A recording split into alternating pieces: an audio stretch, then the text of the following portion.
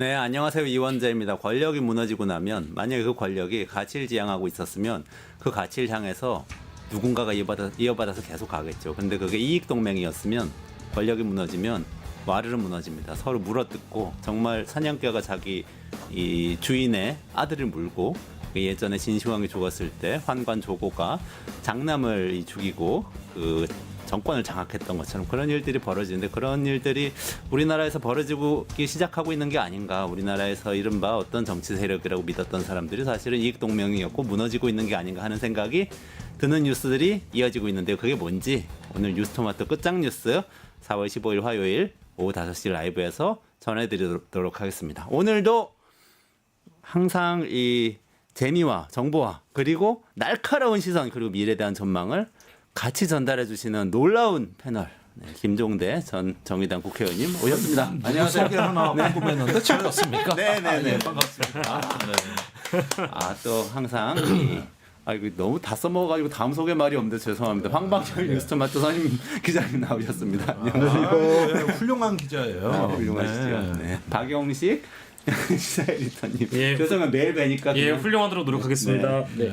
모시겠습니다. 자, 그럼 오늘 바로 첫 번째 이야기 들어가 보도록 하겠습니다. 예, 오늘 첫 번째 이슈는 오세훈 다음은 홍준표냐라는 키워드입니다. 이제 명태균 씨가 일단 보석으로 풀려나 있기 때문에 폭로전을 예고하면서 본인 SNS에 자신을 이제 사자라고 칭한 것 같아요. 콜로세움 경기장 철장에 145일 갇혀 있던 굶주린 사자가 철창문을 열고 경기장 한복판에 뛰어나와 서 있다. 이제 이렇게 대문짝만하게 썼는데요.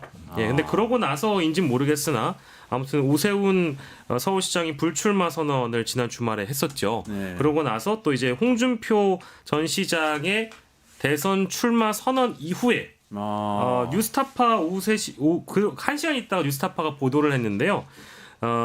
민주당이 공개한 자료와 이제 동일하게 홍준표 전 시장의 아들 친구가 명태균 씨에게 여론조사 비용을 대납한 정황을 또 함께 공개가 돼서 과연 홍준표 전 시장은 대선 경선을 경주할 수 있을까? 이제 요거에 대한 의문이 또 달리고 있는 상황인데 일단 민주당의 진상조사단이 공개한 내용을 저희가 영상으로 좀 먼저 준비를 해봤습니다. 이 영상부터 먼저 만나보시죠. 어제 여론조사를 보니까 국민의힘 지지층에서 64.7%가 찬성한다. 빨리 복당을 하는 그런 요구로 저는 받아들입니다. 참 웃기지 않습니까? 최영희가 여론조사 의뢰해놓고 65% 나와야 된다고 해놓고 그리고 마치 상관도 없이 자기를 여론이 요청하는 것처럼 저렇게 한 저 가증스러운 모습 보셨습니까? 그래놓고 명태균을 알지를 못한다고요? 저렇게 해서 복당을 조작해놓고 그리고 명태균을 통해서 누굴 만난 겁니까? 이준석 만나고 김종인 만나서 복당된 거 아닙니까? 이래놓고 모른다고요? 그러니 명태균이 홍준표 깍대기를 베끼겠다고 얘기한 거 아닙니까? 그리고 홍준표는 정계 은퇴해야 된다고 얘기했고 이제 수사만 남았다고 이야기하면서 어슬렁거리는 사자가 이제 무엇을 물어뜯을까 찾고 있다는 거 아닙니까?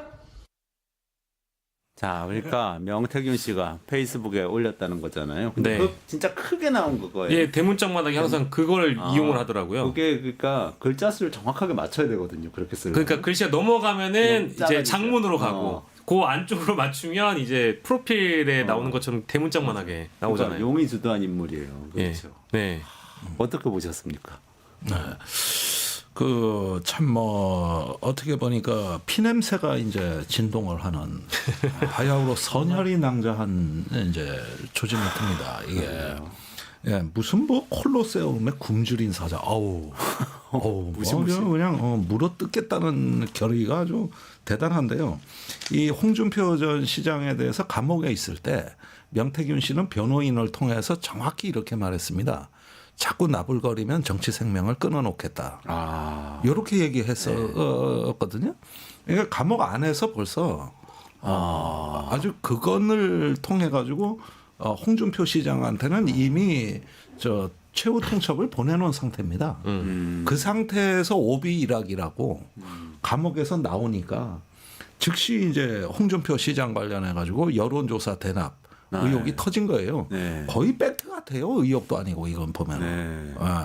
이런 상황이다 보면은 아마 대선 가드에서 최대 걸림돌이 조성이 됐다. 그리고 이 명태균 게이트의 특징입니다만은 한 명이 거덜나면 여러 명이 같이 줄줄이 엮이는 구조입니다. 이게 고구마 줄거리처럼 뿌리로 다 얽혀 있기 때문에 이거는 저기 국민의힘 경선판에도 뿌리를 뒤흔들 만한 사안이 될 수 있을 것 같아요. 야, 진짜 명태균 대선이 되는 건가요? 황 기자님은 어떻게 보세요? 그 지금 말씀하신 보도 외에 또 네. 보도가 중요한 보도가 하나 있는데 홍준표 대구시장의 이제 부시장 정장수라는 부시장이 2021년 4월 19일 오후 5시 30분에 맨하탄 21 이게 이제 여의도 국회 앞에 자주 가시는 분들은 좀 아실 텐데 네.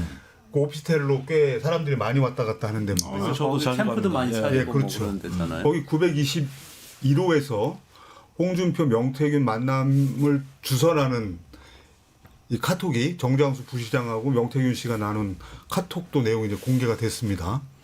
근데 이제 홍준표 시장이 그동안 뭐라고 명태균 씨에 관련돼서 얘기를 해왔냐면 작년 12월에 본인 페이스북에다 올린 거 보면 명태균 브로커 행각 논란에 다른 사람들과는 달리 왜 나하고는 직접 접촉이나 전화통화 녹음조차 나오지 않을까요? 이런 얘기를 했습니다. 근데 이게 이제 깨지는 듯한 정황들이 구체적인 카톡 물증 같은 걸로 나오고 있습니다. 그래서 그런지 오늘 아침에 그 연합뉴스에서 올린 인터뷰 기사를 보면 네. 나는 범죄에 가담한 정황이나 증거가 없다. 이게 딱 법률가들이 하는 얘기입니다. 나는 가담한 정황이나 증거가 네. 없다 이렇게 얘기하고 있습니다. 그러니까 보통의 경우에는 사실 무근이다. 그렇지. 네. 헛소리 하지 마라. 그리고 원래 이제 홍준표 시장이 굉장히 워딩이 강하게 얘기하는 분이라 네.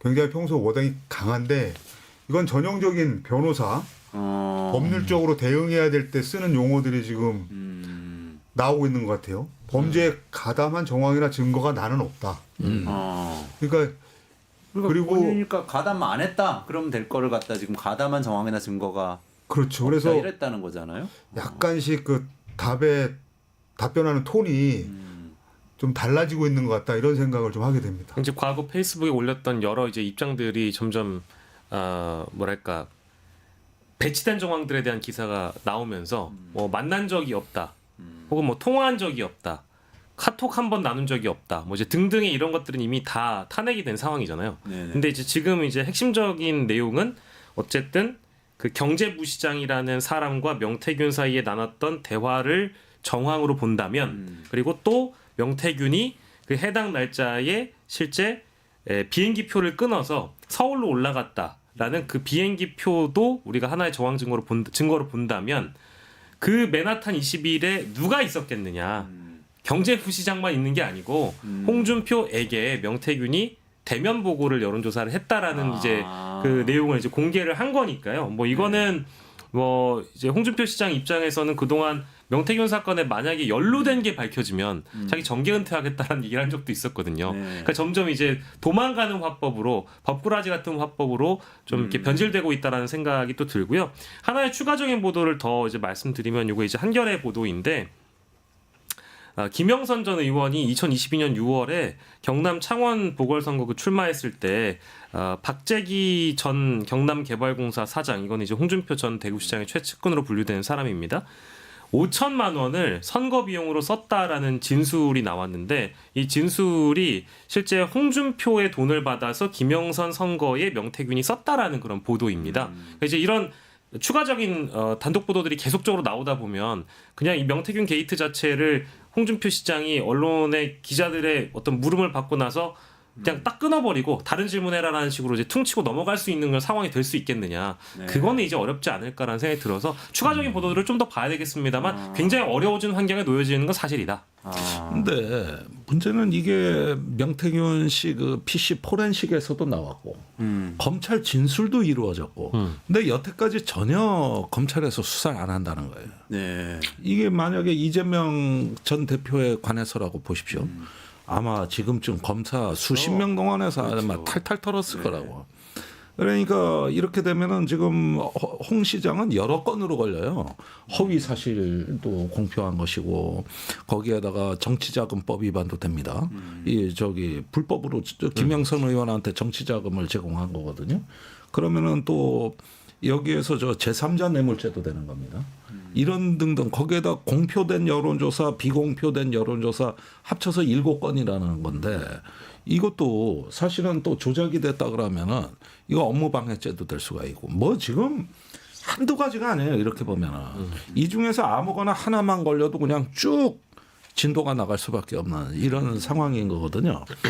그러니까 이런 경우에는 아무리 뭐 홍 시장이 그동안 천연덕스럽게 이런 부분들 뭐 저기 좀 뻔뻔한 어떤 태도를 보였다 하더라도 이 경선 때까지 살아남을 수 있을까 이 정도인데도 물론 본인 생각은 다르겠지만 이런 부분들 좀 유심히 보셔야 되겠습니다. 근데 홍준표 시장이 이제 우리가 다 아는 것처럼 대표적인 이제 특수부 검사 출신이고 네. 그걸 본인도 이제 자기 가장 큰 장점으로 이제 그걸 과시해 오면서 정치를 해온 분인데 몇 년 전에 그 성완종 사건도 어찌됐든 간에 돌파를 했어요. 네네네. 그다음에 그 앞에 2007년 대선 때는 당시 이제 이명박 후보의 그때 가해졌던 그 다스 사건이라든가 또 가짜 편지 의혹 사건 이런 거를 하여튼 온몸으로 막아내는데 방어를 해서 그때는 이제 넘어갔었단 말이에요.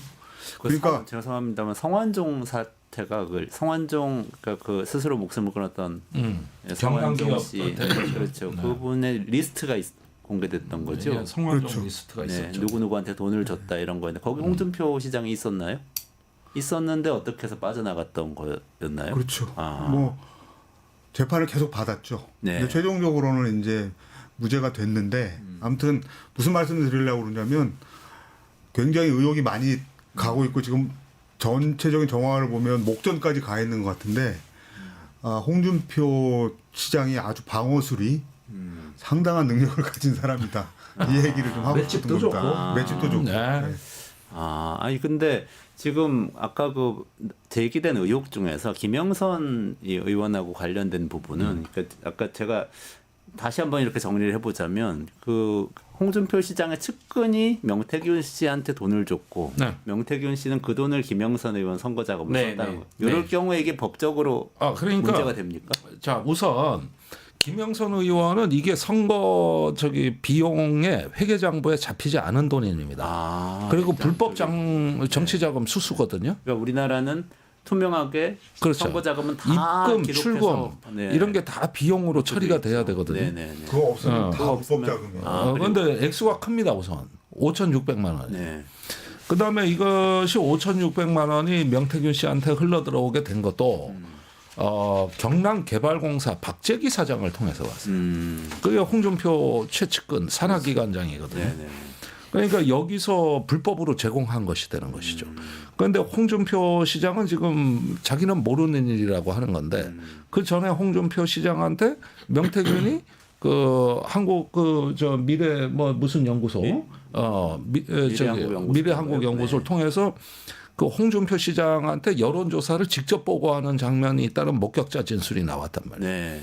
근데 모르기는커녕 만났고 여론조사를 보고 받았고 그다음에 제3자가 그 대가를 제공했고 네. 그게 김영선 의원한테 정치자금으로 제공이 됐다는 거예요. 그러면 박재기라는 사람을 수사해야 되는 거 아닙니까? 그렇죠. 네. 아니 산하기관장이 대구시에 그럼 뭐 산하공기업인가 뭐 개발공사니까 그렇죠. 그럴 겁니다. 아니 거기서 뭐 자기 개인 돈을 주진 않았을 거 아니에요. 그렇죠. 이 돈에 이게 어떻게 조성된 돈이냐 이거예요 이게. 그러니까 이제 오세훈 시장 케이스로 보면은 김한정이라는 인물을 기억을 하실 네. 겁니다. 그 네. 김한정이 압수수색 되면서 후원자라는 사람이죠. 그렇죠. 가장 최대 후원자로 알려진 사람이고 그 사람이 압수수색을 받고 나서 뭐랄까 이제 진술을 하는 그 농도라는 게 더 깊어지기 시작하면서 심지어 자신이 뭐 윤석열에게도 경선 비용을 대납을 해줬다 이제 이런 얘기까지 나오잖아요. 그러다 보니까 이제 오세훈 시장이 다음이 바로 자신이 이제 수사 대상이 되다 보니까 그런 심리적인 압박이 있는 건데 지금 의원님 말 맞다나 요 지금 박재기라는 이 최측근이 실제 홍준표에게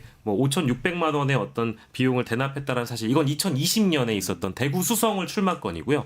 지금 한겨레 보도는 이제 5천만 원씩 두 번 나눠서 현금 따발로 1억 원인데 이거는 2022년에 있었던 김영선 관련된 그 보궐선거 비용이기 때문에 각기 다른 내용이고 각기 다른 돈이지만 네. 뿌리는 박재기이기 때문에 박재기 씨의 수사가 더 어쨌든 진전될수록 결국 포토라인은 홍준표로 갈 수밖에 없는 그런 오세훈 시장과의 같은 맥락의 구조라서 이건 사실 선거 기간이 아니라고 한다면 곧바로 압수수색 들어갈 만한 사건이거든요. 네. 근데 말씀하신 것처럼 진전이 없다 보니까 이거는 뭐 사실 빼박 캔트라고들 다들 부르는 내용들이죠. 네. 지금 근데 이렇게 해서 오세훈 시장도 가시고 홍준표 시장도 비슷한 스토리예요. 비슷하게 해서 혹시 낙마하게 되면은 진짜 김문수 후보가 국민의힘에서는 혼자 남게 사실상 되는 건가요? 한동훈 뭐 셈이 되죠. 대표는 안 될 것 같은데. 오히려 명태균 씨가 국민의힘 후보의 어떤 그 경선판을 네. 사실상 해결사 노릇을 하고 있는 거거든요. 이것도 사실은 왜 지금 보석이 돼가지고 공교롭게도 이렇게 맞아 떨어지는지 이것도 사실은 굉장히 배후가 궁금한 일이죠. 그리고 지금 말씀하신 거는 혹시 검찰도 어쩌면 윤석열 씨와 관련된 또는 친윤 어떤 정치인들과 관련된 어떤 공동의 어떤 생각이 네. 이런 판을 만들고 있을 수도 있다. 그런데 이런 더 의혹이신가요? 거시적으로 보면 이런 게 있습니다. 사실은 원래 이 명태균 씨가 검찰에 구속되고 나서 우리는 김건희 그 씨가 앞으로 어떻게 사법 처리를 받느냐가 핵심 문제였어요. 그렇죠. 근데 지금 그 문제가 사실은 사라지고 맨 오세훈 홍준표예요. 그러면은 이걸 보십시오. 지금 명태균 씨가 어떻게 보면은 이렇게 가지치기를 해주고 그럼으로써 저기 남는 후보하고 김건희는 손을 잡으려고 하지 않겠어요? 거기 조금 이따 한덕수 권한대행 얘기도 하겠지만 한덕수나 아니면 한동훈하고 다시 손잡고 본인의 구명운동을 김건희가 할 수도 있는 거 아닙니까? 그런데 그 대행을 그 대역을 지금 명태균이 하고 있는 거잖아요. 이렇게도 볼 수 있는 거죠. 그러니까 대선 판짝이라는 측면이 하나가 있고 김건희에 대한 어떤 수사의 향배가 어떻게 결정되느냐 이게 두 가지 문제입니다. 명태균을 둘러싼. 네. 그러니까 명태균 씨 나올 때는 진짜 그 얘기부터 먼저 나올 줄 알았더니 지금 어떻게 보면은 국민의힘 경선에 영향을 끼칠 만한 이야기들이 먼저 나오네요. 김건희 씨 이야기보다. 김건희가 참 뭐 이상하다. 나 혼자는 못 죽겠다 해서 국민의힘 대선 후보들을 전부 끌어안고 농개같이 그냥 남강에 풍덩 뛰어드는 집단 농개 사건 아닙니까 이거? 근데 사실 한동훈 대표를 제일 미워하지 않아요? 약간 아니 그렇긴 한데 억울할 것 같은데. 지금 저기 검찰 특수부에 그래도 나름대로의 어떤 영향을 끼칠 수 있고 그렇다면은 과거의 원수고 적이지만 차후의 수사를 위해서는 어떻게 보면은 한동훈의 아직 효용 가치가 남아 있다고 판단할 수도 있죠. 그런 부분들을 유심히 봐야 됩니다, 사실은. 지금 턴베리님이 한동훈이 될 것 같다고 그러긴 하시네요. 한동훈이야 물빛님, 뭐 점점 지금 강팔사공님 많은 유리해지고 분들 있죠. 오셨는데. 오늘 김문수 장관도 지지율 푹 떨어졌는데 많이 떨어졌나요? 한 8% 떨어졌어요. 그래요. 그거는 진짜 윤석열 씨가 파면되니까 바로 좀 약발이 당한 것 같기는 하네요. 근데 그러면은 방금 말씀 꺼내셨으니까 한덕수 총리 이야기를 좀 넘어가 보죠. 그러니까 한덕수 출마론이 그럼 진짜로 이게 지금 현실로 다가오고 있는 건가요? 뭐 가장 대표적인 게 이제 박수영 의원 같은 분들이 뭐 이제 지지하는 의원들, 그러니까 출마 촉구를 하는 국민의힘 의원들이 54명, 56명 이렇게까지 모였다라고 지금 얘기를 할 정도니까 곧 이제 60명이 되겠죠. 근데 국민의힘 의원들이 108명이잖아요. 그러면 이미 과반을 넘는 의원들이 장 외에 있는 그것도 지금 권한대행을 맡고 있는 사람을 지지 선언을 하는 셈이 되는데 그러면 당내 경선은 뭐 하는 겁니까? 이제 이런 의문이 달릴 수밖에 없는 거잖아요. 그러다 보니까 권성동 원내대표가 오늘 이제 그 원내대책 회의에서 어쨌든 한덕수는 이 경선에 들어와서 뛰는 선수가 아니다라고 이제 못을 박은 거 아니겠습니까? 네. 그리고 뭐 발언에 대한 어떤 그 수위조도 좀 필요하다라고 좀 발언을 했기 때문에 대선 경선은 이대로 국민의힘에서 치러지긴 합니다만은 한덕수가 저는 대선의 변수는 아니라고 보는데 국민의힘에 끼치는 변수는 충분히 될 수 있다라는 그런 분위기로 좀 나아가고 있는 것 같습니다. 언론도 또 거기에 약간 동조해서 뭐 빅텐트론이라든지 이런 것들을 자꾸 부추기고 있는 그림이 나오긴 하거든요. 보수 빅텐트, 반명연대 이런 것들을 언급을 하면서 계속적으로 뭔가 이제 이 이른바 이 보수 쪽의 판에 자꾸 개입하는 느낌은 진하게 좀 드는 것 같아요. 근데 그 부분은 사실은 반명연대나 이런 빅텐트가 되려면은 제일 관심이 가는 인물은 이준석이에요. 사람들이 의외로 저기 그 변수를 별거 아닌 걸로 보는데 막상 대선판에 뛰어들어가지고 반명을 선동하는 이런 포지셔닝으로 갈 수도 있어요. 그러면은 이준석이 그렇습니다.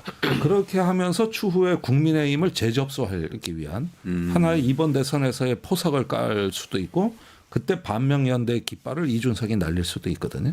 그런데 이 가능성은 현재로서는 조금 뭐 그다지 언론에서 주목하지 않는 것 같습니다.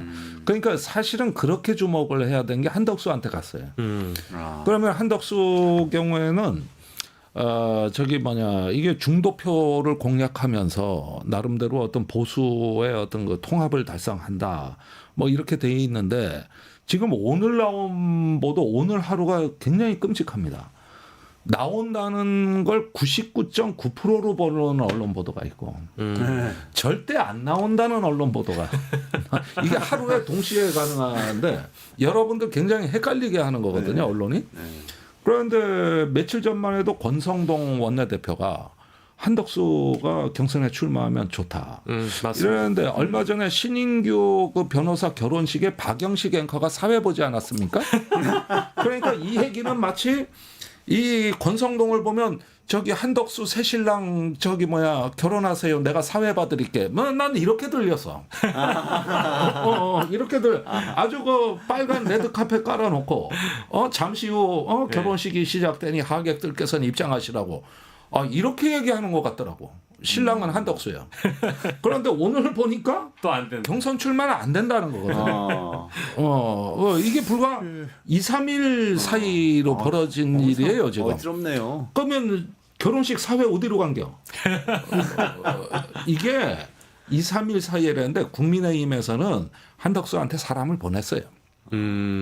그래가지고 자꾸 이 부분에 경선 얘기가 나오고 시간이 얼마 안 남았으니까 후보 등록할 거냐. 근데 한덕수가 경선 후보에 등록 안 한다 그랬다는 거예요. 그러니까 말이 이렇게 바뀐 거예요. 이게 사흘간 바뀐 거예요. 그러나 대선 출마 안 한다는 얘기는 없었던 거야. 이 여지는 또 남아있는 거예요. 그러네요. 그렇죠. 네. 이렇게 되니까 그 부분에 주목한 다른 언론은 99.9% 출마한다. 이렇게 기사를 쓴 거예요.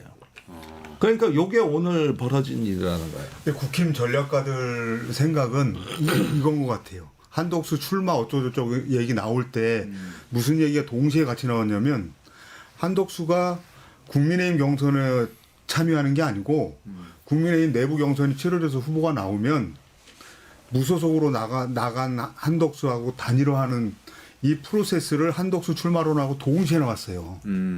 그러니까 애당초에 이 구상을 하고 있었던 사람들이 있었던 겁니다. 그러니까 한덕수가 지금 국민의힘 경선에 들어가 가지고는 도저히 안 되고 그리고 주목도도 떨어지고 이러니까 이런 그림을 그린 건데 보통 이제 언론에서 선거 때 오면 빅텐트론을 얘기를 많이 하는데 제 경험으로는 그 빅텐트가 설치가 된 적은 한 번도 없는 것 같아요.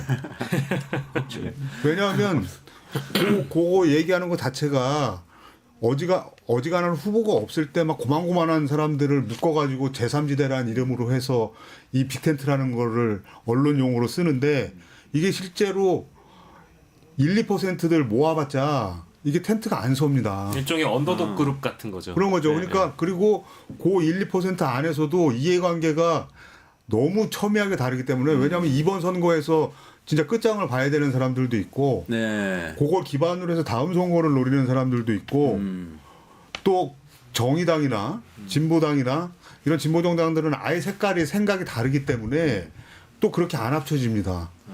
근데 이제 흔히 지금 한덕수를 얘기하면서 정몽준 노무현 모델 이런 얘기를 하거든요. 근데 이거는 택도 아닌 소리예요. 홍준표도 그 얘기를 했어요. 왜냐하면 2등, 3등이 단일화를 하는 절대 조건이 뭐냐면 2등, 3등이 합쳤을 때 1등을 이길 수 있다라는 게 돼야 이게 단일화가 됩니다. 그렇죠. 그러니까 노무현하고 정몽준이 단일화를 해서 1인 이해창을 꺾을 수 있다라는 게 보여야 이게 단일화가 됩니다. 이 두 사람 합쳐봐야 안 되면 뭐하러 합칩니까? 그때는 노무현 정몽준 합치면 50% 이긴다는 게 가까이 딱 됐던 보였어요. 거죠. 그리고 뭐 저번에 박근혜 때 이제 문재인 안철수 그렇죠. 단일화도 뭐 지긴 했지만 어쨌든 그때 둘이 합치면 한 40% 나오니까 한 건데. 그래서 제가 보기에는 한덕수는- 오히려 관심은 한덕수 이렇게 기사는 많이 나오는데 정말 봐야 되는 사람은 지금 김 의원님 얘기하신 대로 이준석입니다. 이준석이다. 오히려 거기가 치고 나오면은 민주당은 대응책을 세워야 돼요. 그러니까 한덕수는 미니 텐트고 이준석은 약간 그래도 중소형 텐트 정도 되는 겁니까? 아니 그러니까 어떤 세력을 아우르고 이렇게 하는 데는 한덕수가 적절할지 모르나 일단은 대선판에서 파이터는 못 됩니다. 아. 반면에 이준석은 세력은 약하지만 네. 국민의힘을 미래 권력으로 보고 지금 투자하듯이 밖에서 이제 돌격대처럼 게릴라처럼 싸운다는 거죠. 그러면은 이게 상당히 전선이 넓혀지는데 이랬을 때 일단 어떻게 보면은 중도층보다는 청년층 표심에 영향을 준다고 봐야 되겠고 이준석 같은 경우는 이랬을 때 민주당에서는 대응책이 필요할 거예요. 그래서 한덕수가 들고 나올 공약이 뭐 세세한 공약 이런 것보다도 4년 중임제로 개헌하자. 근데 나는 3년만 한다. 그래서 2028년 총선과 대선을 맞춰서 그때 당신들 진짜 붙어라. 나는 그때까지 3년 동안 과도기 대통령을 하겠다. 이런 걸로 해서 흔든다고 그러는데 이거는 말은 그럴듯한데 설득력이 너무 떨어지잖아요. 그렇죠. 3년짜리 대통령 나오면은 뭐 할 겁니까 그게? 1년 있으면은 물러날 준비를 해야 되는데 그러면 뭐 1년, 2년짜리 대통령 하겠다고 지금 우리가 이거를 해야 되느냐? 그건 당신들끼리 알아서 해라. 이거는 금방 깨질 수 있는 논리인데 그 이준석이 가지고 있는 일정한 상징성, 지분 그렇게 되면 이게 진짜로 지금은 거의 넘사벽으로 보이는 민주당 이재명 대표를 그래도 흔들 수 있는 그게 뭔가가 있지. 제가 보기에는 한덕수 총리가 뭐 아까 말한 대로 무소속 후보로 나와서 국민의힘 후보하고 단일화한다고 그래도 그게 그렇게 큰 관심이 있을까요? 그러니까 바둑에서 얘기하는 떡수입니다. 그 덕수는 떡수라는 거예요. 떡수는 떡수는 뭡니까? 떡수다. 묘수 신의 한 수에 반대되는 말입니다. 아 망한수를 말씀하시냐? 떡수. 한수로 져버리는. 한 수로 역전당하는 거예요. 그런데 이런 점에서는 저기 뻑수 아닙니까? 뻑수? 아니요 떡수라 그래요. 김성용 구단의 김성용의 바둑 랩을 구독 신청하세요. 거기에서 자주 쓰는 용어예요. 이건 실제 있는 용어입니다. 아니 근데 아까 김건희 씨가 한덕수 씨를 마음에 두고 있을지도 모른다. 이렇게 의혹을 그 제기하셨잖아요. 부분은- 예, 그게 사실인가요? 예, 이걸 보세요. 이 한덕수 대망론이 나오는 분위기를 조금 볼 필요가 있겠는데, 자 원래 한덕수 대망론이 나오면 국민의힘의 윤석열 지지자들은 극렬하게 반발했어야 정상이에요. 헌재에서 한덕수의 그 증언이 윤석열한테 하나도 도움이 안 됐고 오히려 불리하죠. 오히려 국무회의나 이런 절차적 미비를 더 확인시켜주고 그 뭐 단전단수하라는 문건도 확인시켜주고 이게 윤석열 파면에 상당히 역할을 했다고. 네. 그런데 왜 한덕수 얘기를 할 때 조용하냐 이거예요. 그리고 분명히 그 한덕수도 어떻게 보면은 파면을 이끌면서 흐리멍텅한 어떤 모습을 보여가지고 윤석열한테 대행하는 동안에도 큰 도움은 난 안 됐다고 봐요. 그런데 최근에 오면서 무슨 일이 일어났냐면 갑자기 헌재 재판관을 지명한다든지 네. 이러면서 갑자기 그 윤석열의 어떤 호위무사 같은 이런 행보가 돌출적으로 나왔습니다. 헌재에서 탄핵이 기각되고 한덕수가 복귀한 다음에 완전히 180도 바뀐 그 행태. 윤석열 씨의 측근이 이완규 그렇죠. 씨를 이완규. 예. 재판관으로 임명하겠다고 그렇죠. 했죠. 그다음에 네. 윤석열 쪽에서 친윤 쪽에서 반발이 없어요. 이걸 어떻게 해석해야 되냐고. 이 말은 헌재에서 보여주었던 그 계엄 당시의 어떤 그 일화 말고 윤석열과 한덕수 간에는 우리가 모르는 공유하는 비밀이 있다는 뜻이에요. 그러니까 그 이해강 공동체, 네, 즉 네, 정치 공동체로 가는 우리가 모르는 다른 이유. 아. 그러니까 그 계엄에 대한 우리가 모르는 진상이 있을 거란 네. 말이에요. 이렇게 가정하고 보면은 저 행동이나 요즘 분위기가 설명이 돼요. 네. 네. 그렇지 않습니까? 네. 겉으로는 윤석열한테 그건 국무회의 국무회의도 아니었습니다. 이렇게 얘기한 거는 그건 국무총리로서 어쩔 수 없는 얘기라 치는데 더 큰 건 가려주고 여전히 윤석열을 지키고 있다. 아 이런 어떤 저 믿음이 없다면 한덕수 대망론이 나오는데 왜 찐윤들이 그걸 갖다가 박수를 칩니까? 권성동이 나서 가지고. 진짜 그러네요. 그럼 우리가 모르는 뭔가에 공유하는 그들의 비밀이 있는 거고 또 썰모가 있기 때문에 그러는 것이지. 그게 아니라면 설명이 됩니까 이게? 내란 수괴 혐의를 받고 있는 측에서는 한덕수라는 이 어찌 보면 가담자 뭐 혹은 내란 혐의로 이미 입건돼 있으니까 가담자가 쓸모가 있을 것이고 한덕수 입장에서는 그들에게 또 인질로 잡혔을지 모를 가능성도 분명히 있기 때문에 그러니까 이제 다루기가 편한 거죠. 그러니까 윤석열이 픽했던 사람이 관저에 갔었던 나경원이라든지 혹은 지지자들이 띄워줬던 김문수라든지 이쪽까지도 염두를 두고 언론들이 분석을 했지만 지금은 이제 한덕수가 되어버렸잖아요. 네. 한덕수에 왜 이렇게까지 많은 친윤들 의원들이 붙고 새가 붙고 친윤들이 반발도 없고 이런 거에 대한 어떤 현상 분석은 이제 우리 김종대 의원님이 해주신 것처럼 우리가 모르는 무언가가 있기 때문에 지금 한덕수가 떠오를 것이다. 근데 그거는 아마도 이 내란과의 연관성이 있지 않겠느냐라고 또 연결지을 수 있는 것 같습니다. 그렇죠. 이런 좀 미시적으로 보면 분명히 뭔가 선수들이 작업을 하고 있는 건 분명한 것 같아요. 네. 그 결정적인 제가 생각하는 증거는 트럼프하고 통화했을 때 트럼프가 당신 대선 나갈 거냐라고 맞아. 얘기했다는 거 네. 있잖아요. 네. 근데 그거를 트럼프한테 인지하게 만든 거, 그다음에 그게 언론에 공개되게 하는 거 있잖아요. 네. 이거는 보통의 총리실 사람들 그런 생각 자체를 못 합니다. 아. 그런 내용을. 네. 근데 그거는 아주 의도적으로 만들어서 트럼프가 그 얘기를 인식하고 질문할 수 있게 하고 그걸 언론에 공개하게 하는 그 과정은 그냥 원래 총리실에 있는 총리실 소속 공무원들이 할 수 있는 수준의 얘기가 아닌 것 같아요. 제법 고급 기획이죠. 그렇죠. 그렇죠. 그러니까 이런 일련의 것이 요 최근에 한덕수가 탄핵 기각이 되고 살아 돌아온 이후에 전부 벌어진 일이라. 그러니까 요 며칠 사이에 뭔 일이 일어났느냐. 그거는 윤석열이 이제 그 파면되고 아크로비스타로 가면서 말하자면 사저 정치가 시작된 무렵입니다. 대부분의 네. 이런 현상들이. 그러면은 이 부분을 잘 연결해서 보셔야 된다. 아니 트럼프하고 통화는 한덕수 관한 데가 2탄이 있잖아요. 그래서 본인하고 통화한 다음에 트럼프가 상호 관세 다 유예해 줬다는 개소리입니다, 그거. 너무 자가 발전적이고 너무 이제 본인이 전 세계를 다 그러니까 전 세계 상호 관세 시나리오를 완전 만들었는데요, 이거는. 중국 빼고 다 본인이 구했다는 이야기인 거죠 지금. 예, 그런 얘기가 그 된 트럼프가 저기 4월 그러니까 8일 날 한덕수하고 통화했어요. 그다음에 이제 관세는 원래 그 전에 4월 4일 날 상호 관세를 발표한 거고 네. 그러니까 4월 8일 날 한덕수하고 통화한 건 원래 예정된 통화예요. 그러니까 4일 날 이렇게 전 세계에다 관세 폭탄을 터뜨리고 전화를 기다린 겁니다. 전 세계 정상들 전화를 다 기다리고 70군데서 전화가 왔다는 거 아닙니까? 네. 70개 나라에서. 그러니까 그중에 원오브 댐이 한국인데 네. 근데 왜 한국에 특별히 공을 들였냐. 한국은 우선 번복이 표적입니다. 오히려. 네. 그러니까 트럼프의 접근법은 일본이나 한국은 미군이 주둔하고 있어요. 그것도 세계에서 2위, 3위 미군 주둔국이거든. 그러니까 안보의 취약성을 압박해 들어오는 거죠. 방위비 분담금 같은 거. 동맹을 건드리는 거예요.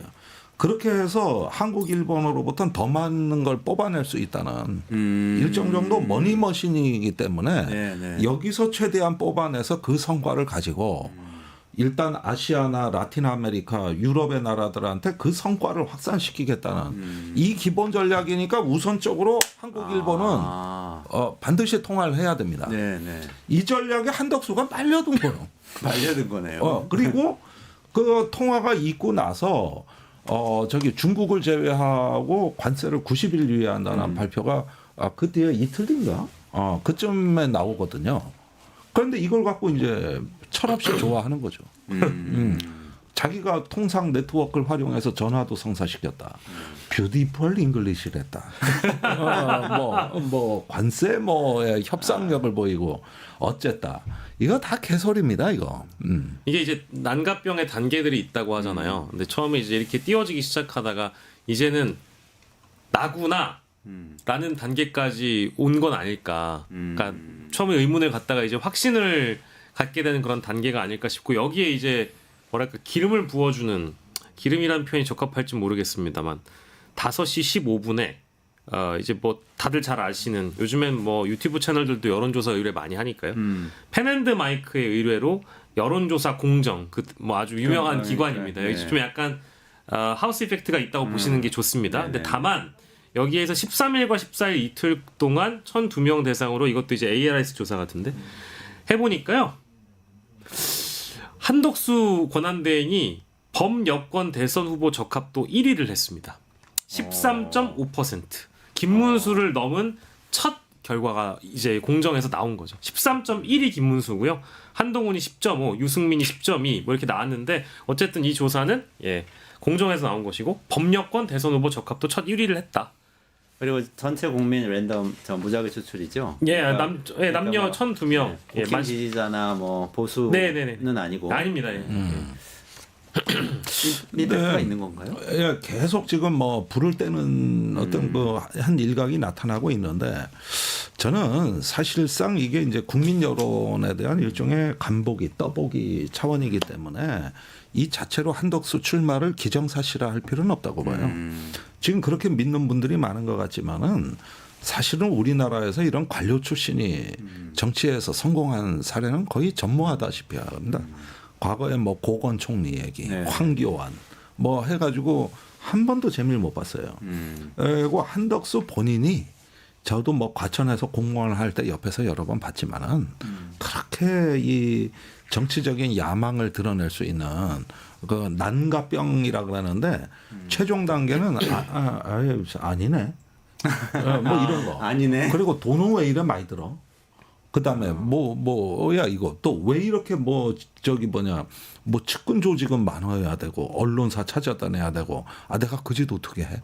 반기문 시나리오예요. 반기문 시나리오. 그래서 이 부분에 대해서 아주 흥미로운 그 진단은 박지원 의원인데, 한덕수 출마를 100% 확신하는 얘기를 지난주에 했어요. 근데 이번 주에 들어와서는 또 출마 안 한다고 정반대 진단을 해요. 본인 박지원 의원이요? 네. 근데 박지원 의원은 한덕수 부인도 잘 알거든요. 그래서 내가 유심히 보는 거예요.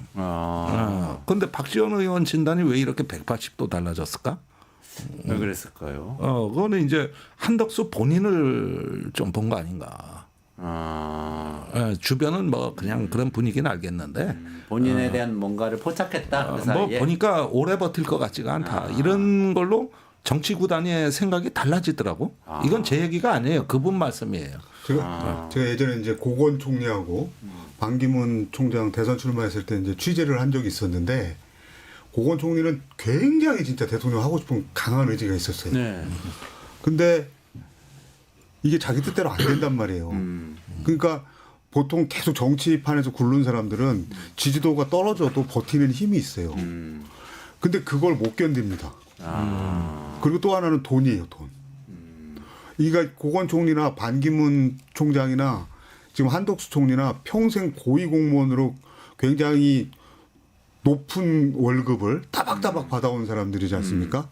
그다음에 연금이나 이런 것들도 굉장히 빵빵하게 확보가 돼 있는 사람들이에요. 근데 선거 들어가면 이게 돈을 엄청 써야 됩니다. 근데 이제 약간 우스갯소리 같지만 고건 총리나 반기문 총장이나 부인의 벽을 못 넘었어요. 이렇게 까딱하다가 자기네 그 공무원 연금까지 건드려야 되는 상황 될 수도 있다. 이런 그 집에서 지청구를 듣고 이러면서 거기다가 지지도 떨어지지. 그다음에 언론에 이제 질문이 이전에 고위 공무원 할 때 질문하고는 완전히 다른 질문들이 갑니다. 그렇죠. 그래서 반기문 총장은 저 뉴욕에서 귀국해가지고 지하철역에 그 패스 넣는 거 어버버거린 걸로부터 깨지기 시작했거든요. 그리고 삼다수 대신 에비앙 사고 그러면 뭐 그런 거. 그리고 음복주가 아니라 그 뭐죠? 그 저기 묘소 가가지고 묘소 가서 술 따르고 잔 올리실 예, 때. 잔 그거 바로 드셔가지고 그걸로 또 까이고. 그 한덕수 총리가 그런 거를 견뎌내는 게 고건 총리나 반기문 총장보다 더 강해 보이지가 전혀 않습니다. 아니 그러면요 아까 김종대 의원님께서 한덕수는 안 된다고 치고 그러면 아까 이준석 의원의 케이스를 얘기하셨잖아요. 좀 위협적일 수 있다 그러셨는데 그건 어떤 시나리오에서 그렇게 될 수 있습니까? 그러니까 지금도 이제 그 이재명 대세론에 대한 유일한 견제론이 반명연합이에요. 이게 이제 중도층과 그 이재명의 어떤 그 연대를 차단하는 논리가 되는 것인데 지금 이재명 대표가 양자 대결, 삼자 대결에서 전부 지지율이 과반수를 넘겼습니다. 50%가 넘게 나와요. 네네네. 근데 이 수치는 저기 전통적인 지지표로 나온 수치가 아니에요. 중도층의 한 3분의 1 내지 2분의 1이 넘어왔다는 뜻이에요. 그런데 이 중도층의 이재명 지지는 맹목적 지지가 아니에요. 그러니까 하도 윤석열한테 그 저기 뭐냐 염증이 나고 아주 그 저 진저리가 나가지고 저런 카리스마형 지도자보다는 그나마 이재명이 합리적인 면에서 비교 우위는 있다. 그러니까 이재명을 절대적 지지한다는 뜻이 아니고 약간의 어떤 비판적 지지에 가까워요. 그러니까 윤석열보다야 낫겠지. 그다음에 그 국민의힘의 내란 잔당들보다는 낫겠지. 예, 이런 어떤 비교 우위를 가지고 일단은 이번에 한번 맡겨줘야 되는 거 아니야. 그래서 중도표가 일부 넘어온 거거든요. 근데 이제 반명연합이라는 게 이게 실체가 있을런지 모르겠습니다만은 그 이재명 후보에 대한 비호감도를 계속 극대화해서 결국은 그렇게 해서 넘어온 표를 애정을 철회하게 하는 이런 식의 공작이 들어가는데 그때 누가 이런 공작을 하기에 적임자냐는 거죠. 내란 세력이겠습니까? 그것보다는 내란하고 한 발 떨어져 있는 그렇죠. 그 후보가 그 역할을 해줘야 되는데 그럴 경우에는 시선이 이준석한테 갈 수가 있는 거죠. 그러니까 요게 중간에 묘한 어떤 그 균형자 역할을 할 수가 있어요. 그런 점에서 조금 의외로 지금 뭐 여론조사 축에도 못 들지만 그래도 엄연한 대선 TV 토론 초청 대상이거든요. 네. 이 부분의 의미를 간과해서는 안 될 겁니다. 국민의힘에서 그러니까 홍준표 시장까지 낙마하면 이제 아마 한동훈 대표가 거의 될 가능성이 높다고 아까 보신 것 같은데 한동훈, 이준석 이렇게 연합을 해서 반명 연합이 될 수도 있다. 그런데 이렇게 보시는 그것도 거예요? 한동훈 같은 경우는 김건희를 건드렸다가 정치적인 어떤 그 비극적 상황을 맞이한 거거든요. 모든 원인은 그거예요.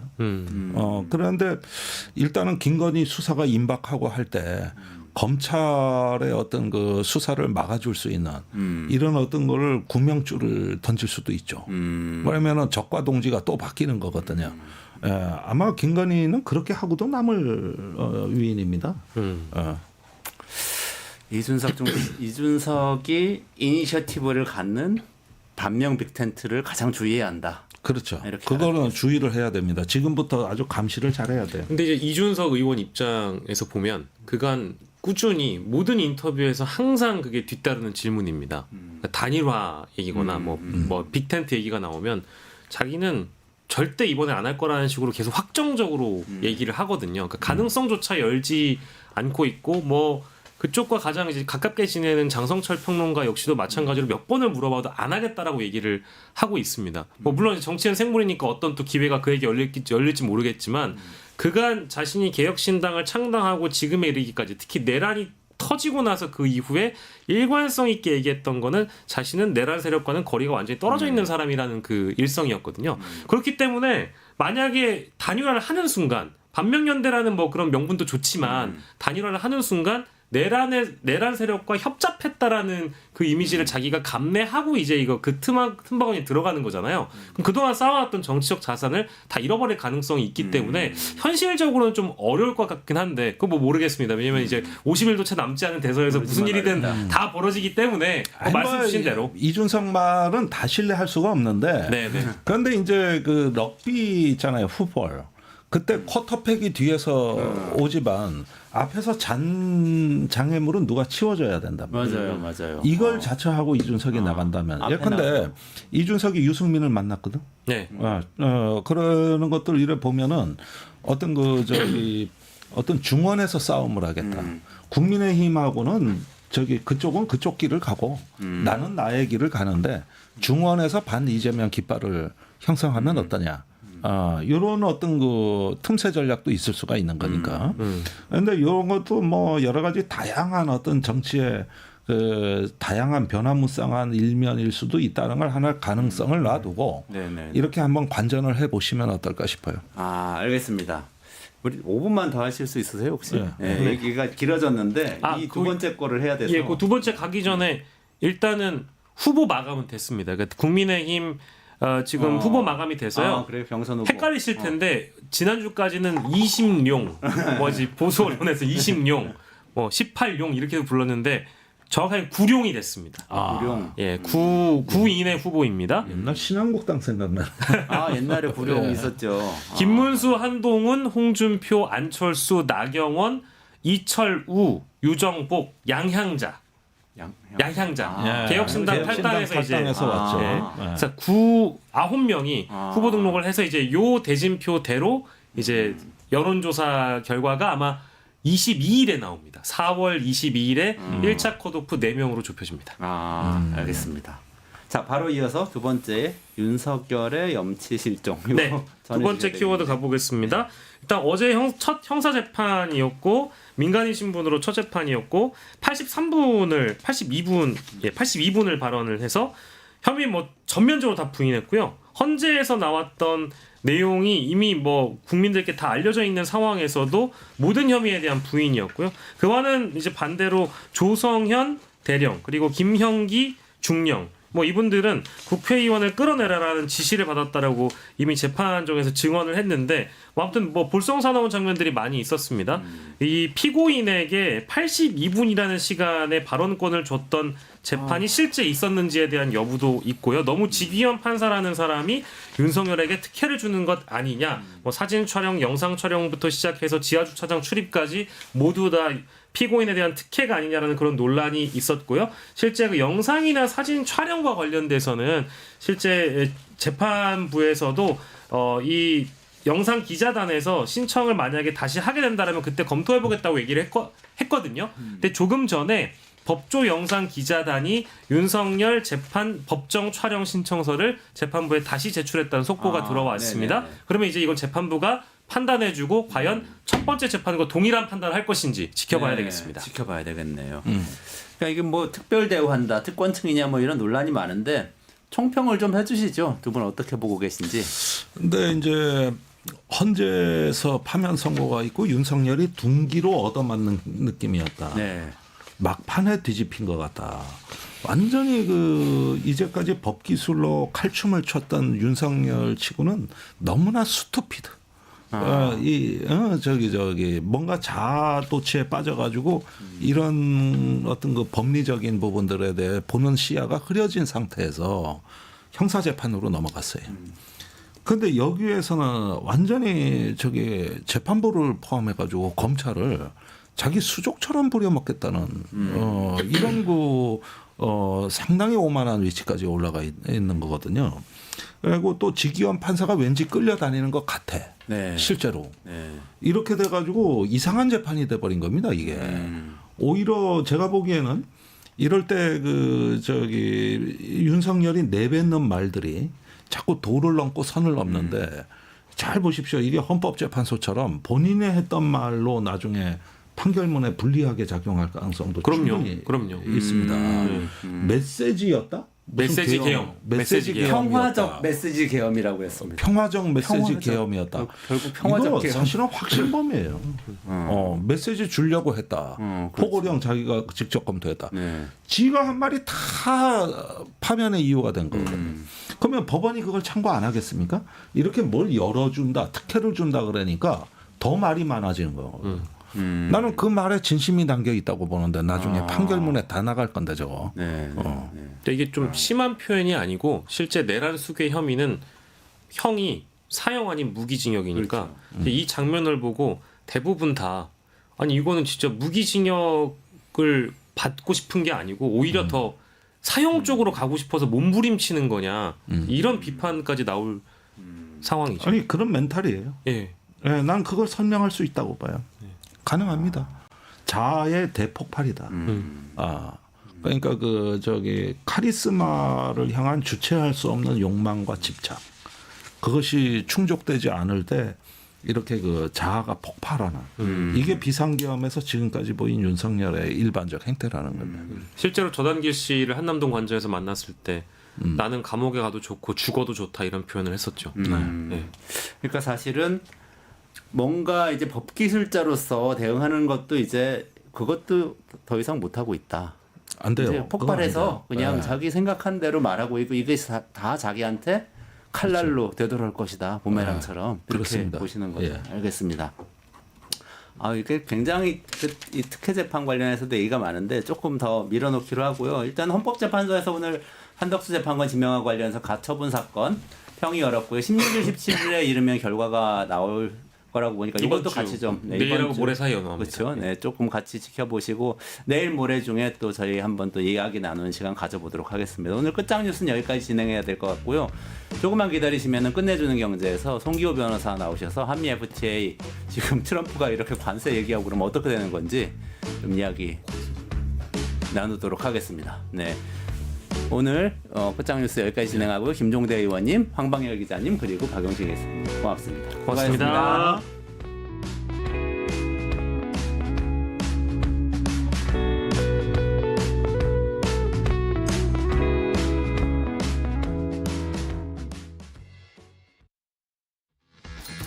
돈번 움직이쇼 증권 통판 너도 받고 나도 받는 친구 초대 무제한 적립 이벤트 초대 횟수 무제한 보상도 무제한 한 문제만 풀면 친구도 코인 나도 코인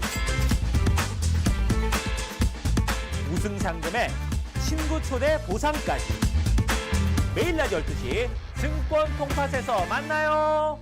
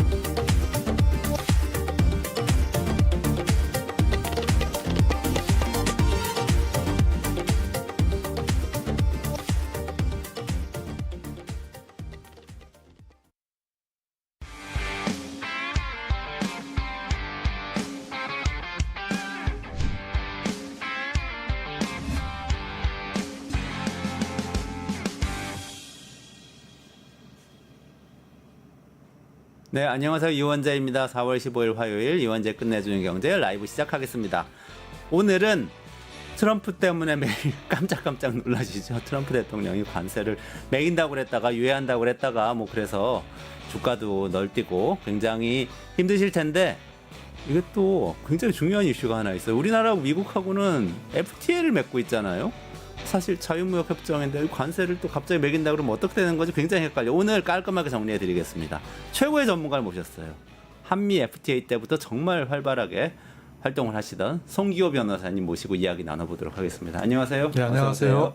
네, 그리고 또 이 국제 문제에 대해서 항상 날카로운 해안을 보여주시는 김혜연 비인크립토 한국일본 리더님 모셨습니다. 안녕하세요. 안녕하십니까. 네.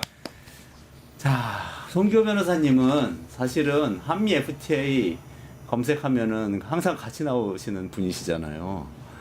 그렇죠. 네. 2007년 그때 제가 지금 일부러 이 책을 가지고 왔는데 아, 이거 무슨 네, 책입니까? 2007년 한미 FTA 협정문입니다. 협정문. 네.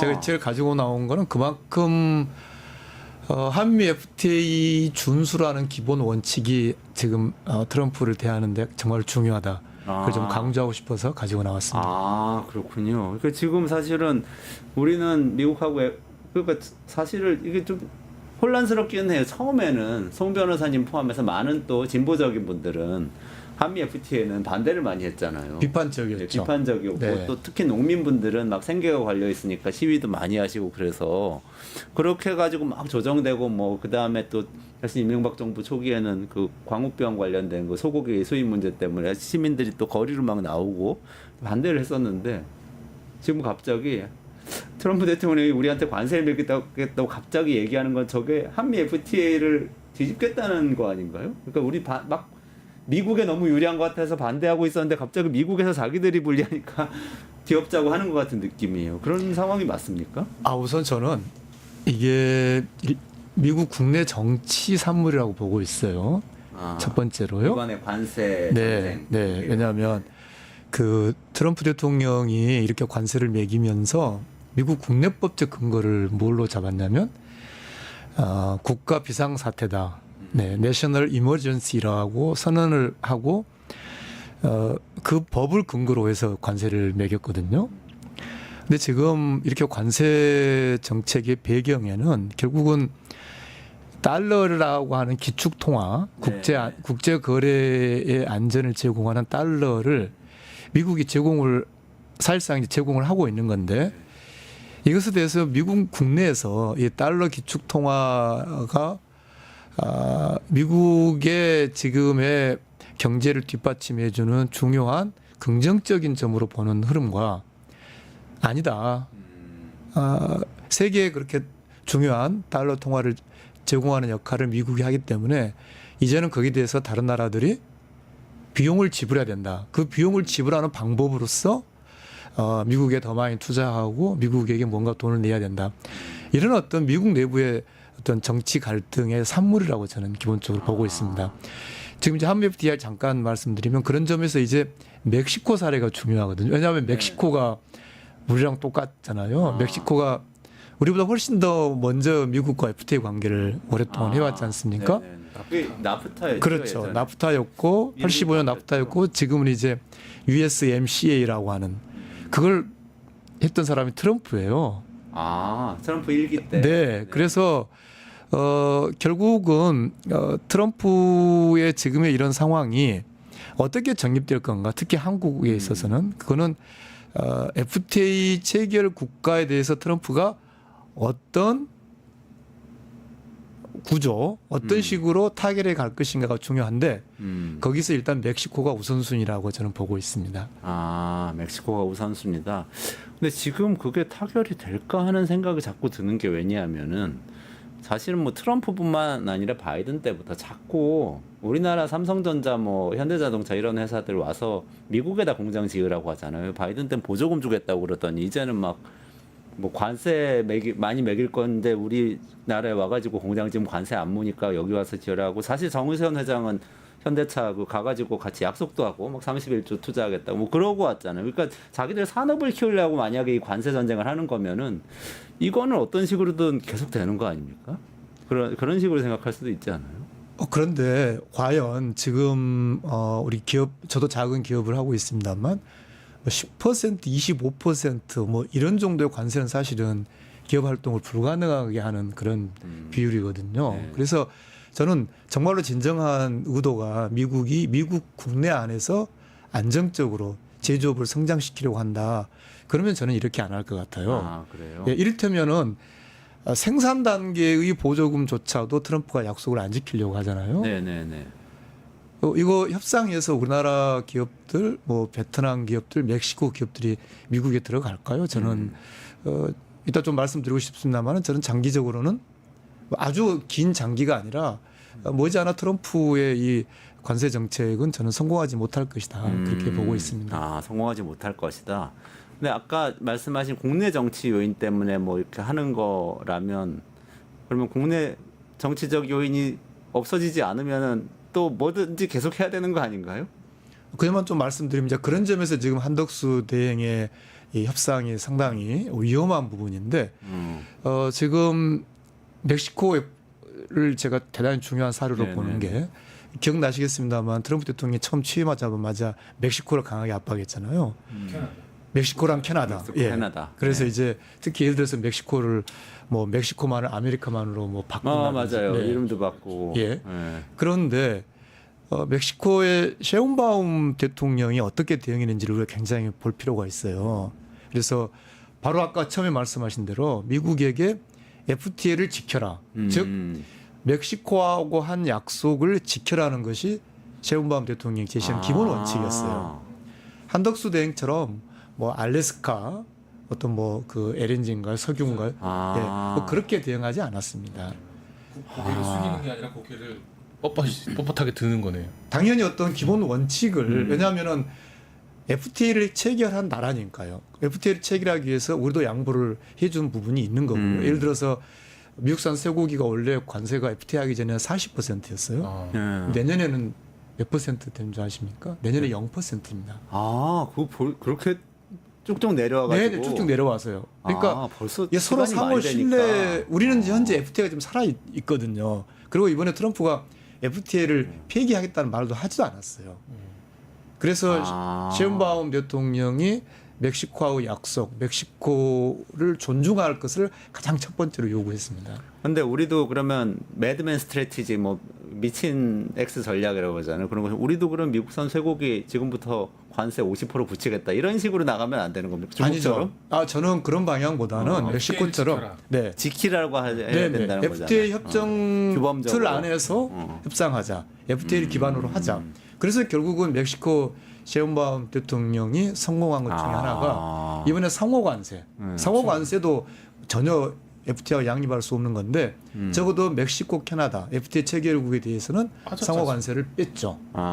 그 관세 간판 기억나실 텐데 네네네. 트럼프가 들고 나온 그 간판 거기 이제 현행 관세 몇 퍼센트 저쪽에서 매기는 게 몇 퍼센트니까 우리가 몇 퍼센트 매길게라고 나오는 거지 않습니까? 거기에 보면은 한국이 50% 관세를 매기고 있기 때문에 우리는 25% 관세를 추가 매기겠다라고 얘기를 하는 건데 그거는 그렇죠. 뭐 그거라고 치고 말씀하신 대로 처음부터 멕시코, 캐나다 엄청 때리는 것처럼 하더니 거기에서는 멕시코, 캐나다가 빠져 있는 것 때문에 또 이런저런 얘기가 그렇죠. 나왔던 것 그 같습니다. 빠지게 되는 논리 과정이 이게 이제 멕시코 대통령이 멕시코와 캐나다의 접근이 캐나다는 이제 지난 9일에도 미국산 자동차에 대해서 25% 보복 관세를 했습니다만 멕시코는 그렇게 강하게 보복하는 게 아니라 원칙을 지키자, 서로 존중하자, 약속을 지키자. 그래서 지금 말씀하신 대로 상호관세 그 발표할 때 백악관에서 뭐라고 발표했냐면 캐나다와 멕시코에 대해서는 FTA를 적용하겠다. FTA를 적용한다는 것은 관세를 안 매기겠다는 거죠. 다른 전략을 썼군요. 캐나다하고 멕시코하고. 그래서 저도 한덕수 대행이 지금 이렇게 뭐 자신의 무슨 뭐 마지막 뭐 소임 이런 식으로 접근한 것은 대단히 그 미국의 그런 그 이 사태의 배경 구조를 너무 모르는 것이다. 예를 들어서 한덕수 권한대행이 해결할 수 없는 게 단적으로 가령 지금 베트남에 대해서 46%의 사고 관세를 그때 표에 나왔잖아요. 베트남산 제품에 대해서 미국이 어떤 관세를 매기는가가 우리 경제에 굉장히 중요합니다. 그 한덕수 대행이 그 해결할 수 있겠어요? 안 됩니다. 그러니까 한덕수 대행은 지금 제가 그렇게 말하고 싶은데요. 세부 쟁점에 대해서 좀 이렇게 정보를 모으고 정리하고 우리 새로운 민주적인 대통령이 더 큰 관점에서 타결할 수 있는 어떤 징검다리 역할을 해야지 자기가 지금 서둘러서 해결하겠다. 그래서 지금 제가 오면서 가장 최근에 뉴스를 확인하고 왔는데 미국 재무장관이 한국을 네, 굉장히 서두르는 네, 그래서 조만간 협상이 시작될 것이다 그렇게 발표를 했더라고요. 그거는 결국은 아까 이제 처음 그 이야기로 돌아가면 이제 미국에서도 이게 이제 이런 문제가 있는 겁니다. 그러니까 이번에 그 USTR 대표부에 대해서 미국 의회에서 이 질의가 있었는데 그때 이제 집중적으로 질의한 게 과연 지금이 국가 긴급 상황이냐. 트럼프의 논리는 무역 적자가 국가 긴급 상황이라는 거거든요. 근데 미국의 무역 적자는 어제 오늘 일이 아니잖아요. 수십 년 된 건데. 네. 그렇기 때문에 트럼프의 이런 정책의 법적인 정당성에 대한 의문이 강하게 제기되고 있고 두 번째는 경제적인 효과의 문제입니다. 이렇게 트럼프가 국제 간의 신뢰를 이렇게 떨어뜨리면서 얻는 게 뭐냐는 거죠. 바로 거기에 지금 한덕수가 말려들고 있는데 한덕수 대행이 무언가 미국에게 어떤 전에는 기업만 갔잖아요. 뭐 소프트뱅크 뭐 무슨 현대차 국가 수반이 직접 간 일은 없단 말이죠. 국가 수반이 직접 등장해서 이를테면 미국에 구체적으로 선물을 주는 거 그거는 한덕수 대행이 처음일 거예요. 아, 여러 국가들 중에서요? 그럼요. 지금까지 한번 트럼프 취임 이후에 트럼프 별장에 간 사람들 얼마 투자하겠다 하는 사람 다 기업가들이네요. 네. 우크라이나 젤렌스키. 그럼요. 네. 그래서 사실은 지금 트럼프 입장에서 아까 말씀드린 법적 정당성, 경제적인 효과 굉장히 몰려 있는데 한덕수 대행이 오히려 트럼프의 어떤 그런 입지만 키워주는 문제는 근본적으로 해결할 수도 없고 그리고 이제 아까 말씀드린 것처럼 멕시코와 캐나다의 즉 기존의 FTA 체결 국가에 대해서 어떤 통상 모델을 정립하느냐 그리고 이제 중국, 베트남 같은 나라에 대해서 어떤 식으로 캐나다가 통상 틀을 가져가느냐 굉장히 중요한데 이게 결정되려면 상당한 시간이 필요하거든요. 자, 여러분 혹시 못 보신 분들을 위해서 한덕수 권한대행은 본인하고 트럼프 미국 대통령이 통화한 다음에 트럼프 대통령이 관세를 유예했다 이렇게 주장을 했고요. 그리고 미국과 본격 협상을 하겠다. 마지막 소명을 다 하겠다. 이렇게 말을 했습니다. 그러면서 알래스카 LNG 투자 얘기가 나온 거죠. 변호사님 그러면 한 가지 더 여쭤보고 제가 리드니까 좀 여쭤볼게요. 변호사님 그러면은 한덕수 총리가 이렇게 나오면 다음 대선까지 짧은 기간이잖아요. 그렇죠. 그 동안에 생길 수 있는 워스트 케이스가 어떤 게 있을까요? 이렇게 좀 막 뭔가 이해관계를 주고받는 것 같이 변호사님 생각과는 달리 했을 때 지금 이제 미국 재무장관은 어떤 표현을 했냐면 정식 통상협정이 아니라 어떤 기본적인 원칙을 담은 어그리먼트를 만들겠다고 했어요. 한덕수와. 구체적으로 한덕수라는 말은 안 썼습니다만 지금 협상을 서두르고 있는 나라들을 꼽으면서 그 안에 이제 우리 한국이 들어가 있었죠. 그러니까 이런 겁니다. 미국은 아까 말씀드린 대로 뭔가 이 혼란, 이 상황들이 정리되면서 미국 국내 정치적으로 정리되면서 이제 민주당, 공화당 초당적인 통상 새로운 모델이 나올 거고요. 그러면 그 모델을 가지고 다시 한국에게 요구합니다. 그게 이제 미 재무장관이 말하는 정식의 통상협정이죠. 정식 통상협정의 협상은 이미 예정되어 있습니다. 그런데 그 전 단계에서 우선 협상을 서두르는 나라들과는 어떤 원칙을 다루는 협정을 하겠다. Agreement in Principle이라고 했는데 결국은 어떤 현상이 생기냐면 한덕수 대행이 뭔가 미국에게 주면서 미국과 어떤 원칙적인 예를 들어서 뭐 양국이 무역 적자를 뭐 이를테면 미국의 무역 적자를 줄이는 방향으로 한다든지 그러니까 그런 실효성이 없는 우리의 이런 문제를 근본적으로 해결할 수 없으면서 미국에게 지나치게 양보하는 그 1단계로 끝나고 그다음에 미국이 본격적으로 아까 말한 그런 근본적인 문제들을 해결하는 새로운 모델을 만들 때 다시 불려가서 한국이 다시 협상하게 되죠. 그러니까 일단 이거 드릴 테니까 잘해주세요라고 그러면 그래 주는 건 받을게 하고 받은 다음에 나중에 하지만 우리는 다시 처음부터 협상하자. 그 룰을 새로 만들어야 되니까 이렇게 나온다는 그런. 그래서 거기서만 짧게 더 붙인다면은 짧게 더 붙인다면요. 이렇게 미국이 그때 변화에 맞춰서 미국의 요구들이 계속 진화돼요. 그러면 여기에 대해서 우리는 뭐라고 하냐면은 한국이 얼마나 한미 FTA를 체결 내용을 한국이 유리하게 했길래 미국이 계속 저걸 바꾸자고 할까? 이렇게 봐서는 안 됩니다. 아. 왜냐하면 미국은 그때마다 미국이 요구하는 것들을 새롭게 얻어내가는 과정이죠. 아, 그렇구나. 네, 그래서 한미 FTA가 2007년, 2008년 협상이 타결되고 2013년에 발효되고 지금 이제 한미 FTA 체제가 이미 들어서 있는 것이죠. 지금 상황에서는 이 한미 FTA 룰을 미국이 지키도록 요구하는 것 그것이 우리로서는 통상의 기본적인 원칙이 될 수밖에 없는 상황입니다. 아, 그러니까 결국은 통상은 체계를 만들어서 규칙에 따라서 원칙에 따라서 하게 되는 거니까 그때 나오는 모든 요구에 막 이렇게 민감하게 반응하면 오히려 손해만 본다. 그렇죠. 그리고 뭐 이런 우리도 얘기네요. 미국에게 무엇을 요구할 것인가. 일방적으로 미국의 요구에 맞춰가는 게 아니라 그래서 결국은 우리도 미국에게 어떤 국제 통상 규범으로서 중요한 지금 결국은 트럼프가 결정적으로 잘못하고 있는 게 국제 분업 질서의 기본 룰을 이걸 깨뜨리고 있는 거거든요. 그럼 적어도 우리가 미국에게 미국도 국제 통상 규범에 들어와라 하는 걸 요구해야 되는 것이죠. 그래서 결국은 우리도 국제 분업 질서의 룰을 우리가 직접적으로 메인 키 플레이어까지는 아니라 하더라도 국제 룰을 만드는데 미국도 바꿀 수 있는 것을 우리가 바꿔야 한다는 거죠. 아니, 김현 저는 좀 드는 생각이 베센트 재무장관이 이제 그 한 얘기가 지난주에 베트남, 이번 주에 일본, 다음 주에 한국하고 협상을 할 거다라고 얘기를 한 거지 않습니까? 그러면은 베트남, 일본 그리고 이제 뭐 이래저래 영국, 호주, 인도 이런 나라들도 나오던데 다들 어떤 종류건 미국하고의 무역 협정이 있는 나라들이지 않습니까? 그러니까 그 상황에서 관세를 더 부과하겠다는 입장을 낸 미국이 협상을 하겠다라고 얘기한 걸 보면 우리가 지금 일종의 과도 정부 시기이기는 하지만 어쨌건 그 뭐랄까요? 말씀하신 대로의 어떤 기존 틀 내에서라도 무역 협상은 진행 중인 거 아닌가요? 다른 나라들은 이미 진행 중인데. 우선은 베트남은 미국과 FTA가 없고 일본도 없고요. 호주는 있죠. 근데 이번에 미국 의회에서 굉장히 호주가 논란이 됐어요. 왜냐하면 미국이 흑자를 내고 있는 몇 안 되는 나라가 호주거든요. 그래서 미국 의원들이 묻습니다. 그리고 미국 유엔 대표부에게 호주에도 왜 10% 상호 관세를 부과하느냐.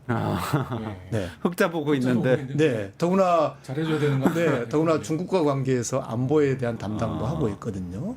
그래서 이따 좀 말씀드리겠습니다만 이 트럼프의 지금의 관세 공세가 아직 내부적으로도 정돈이 안 된 상태예요. 이를테면 10% 상호 관세라는 거 모든 나라에게 10% 매긴다는 건 이거는 기존의 FTA 체결국과의 관계에서도 문제일 뿐만 아니라 그게 미국에 어떤 효과를 주기는 어렵거든요. 왜냐하면 모든 나라에게 다 10%를 매겼을 경우에 그게 각 나라에 대해서 어떤 특별히 미국과 더 협상해야겠다는 유인을 안 주는 거죠. 네. 그래서 이제 상호 관세라는 게 나왔는데 상호 관세라는 것도 경제적인 근거가 없는 거란 말이죠. 그다음에 거기에 또 하나의 차원으로 개별 품목 이해관계가 있어요. 자동차, 네, 반도체. 네. 미국 스스로도 정립이 안 되는 것이고요. 저는 그래서 트럼프 취임 전부터 트럼프의 그 관세 공세는 저는 성공하지 못할 것이다. 그렇게 해서 보고 있고요. 저는 반도체에 대해서도 뭐 모르겠습니다. 하루 정도 매길 수 있을지는 모르겠지만 왜냐하면 반도체 무관세야말로 미국 경제의 아주 핵심적인 이익이거든요. 미국이 반도체 기반한 그렇죠. 제품들 네. 또 이런 그 디지털 무역을 제로 관세로 하기 위한 엄청난 노력을 한 나라가 미국입니다. 아. 직접 만들 게 아니면 수입을 왕창 해야 되는데 그러려면 관세 낮춰놓는 게 자국 이익에 부합한다는 말씀이신 거잖아요. 그렇죠. 그리고 미국이 대외적으로 수출하고 있는 반도체 장비 굉장히 어떤 그 높은 부가가치. 네. 그것이 90% 이상이 아시아로 수출되고 있거든요. 아시아 나라들은 반도체 생산 때문에 또 미국 경제에 의존을 하게 되고 그렇죠. 그러면서 또 이제 거기서 생산하는 반도체는 싸게 들여와서 우리 산업을 발전시키고 하는 미국의 어떤 의도 그리고 이익에도 부합하는 그렇죠. 특히 거였는데 디지털 경제에서요. 그렇다면 앞으로는 못할 네. 것이다. 우리가 예를 들어서 뭐 넷플릭스라든지 네.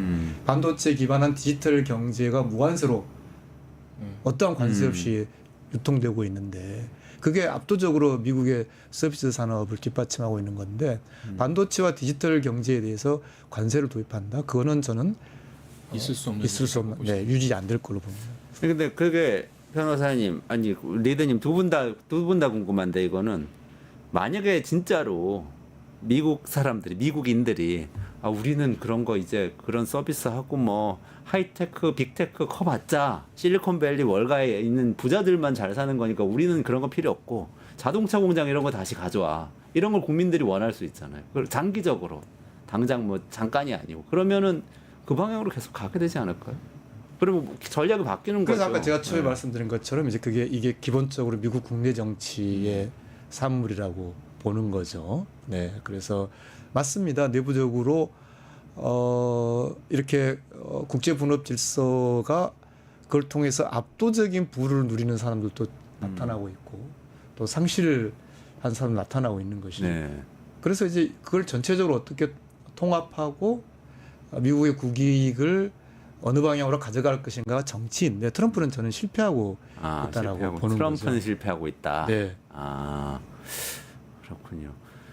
그 지금 FTA 얘기를 조금 다시 돌아가 보면, 근데 변호사님 만약에 그렇더라도 관세를 이렇게 막 우발적으로 막 발표하는 것 같고 막 서류했다 막 이러더라도 FTA 재협상 요구를 하면서 그런 것들 체계적으로 담아내서 뭔가 이렇게 요구 사항이 들어올 그럴 가능성은 있지 않나요?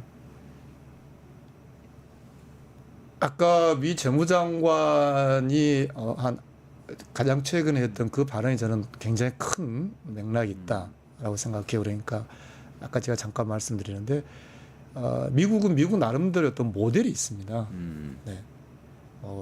투자협정도 그렇고 FTA도 그렇고 미국의 모델이 있어요. 왜 미국의 모델이 중요하냐면 미국은 기본적으로 미국 기업들이 미국 국내에서 행동하는 것, 미국 국내에서 영업하는 것과 동일한 환경, 동일한 패턴을 다른 나라에서도 보장받는 것, 이걸 미국은 원하거든요. 그러려면 미국은 동일한 그 미국의 요구, 그 시기에 미국 경제 요구를 가장 극대화하는 통상 모델을 만들어서 다른 나라들에게 다 보편적으로 적용을 시키는 거거든요. 결코 한미 FTA가 따로 있는 게 아니고요. 네. 뭐 멕시코, 캐나다 FTA가 따로 있지 않습니다.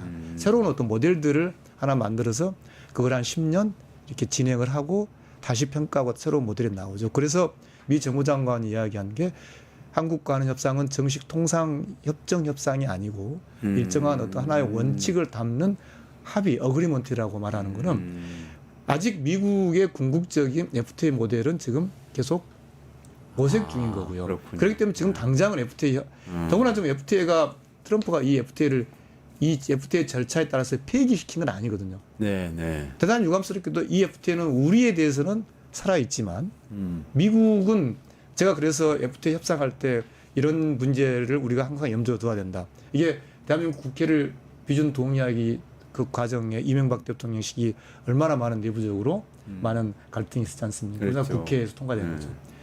우리나라 이게 법률입니다. 근데 미국은 이렇게 트럼프 대통령이 하나의 행정명령으로 날려버리는 거잖아요.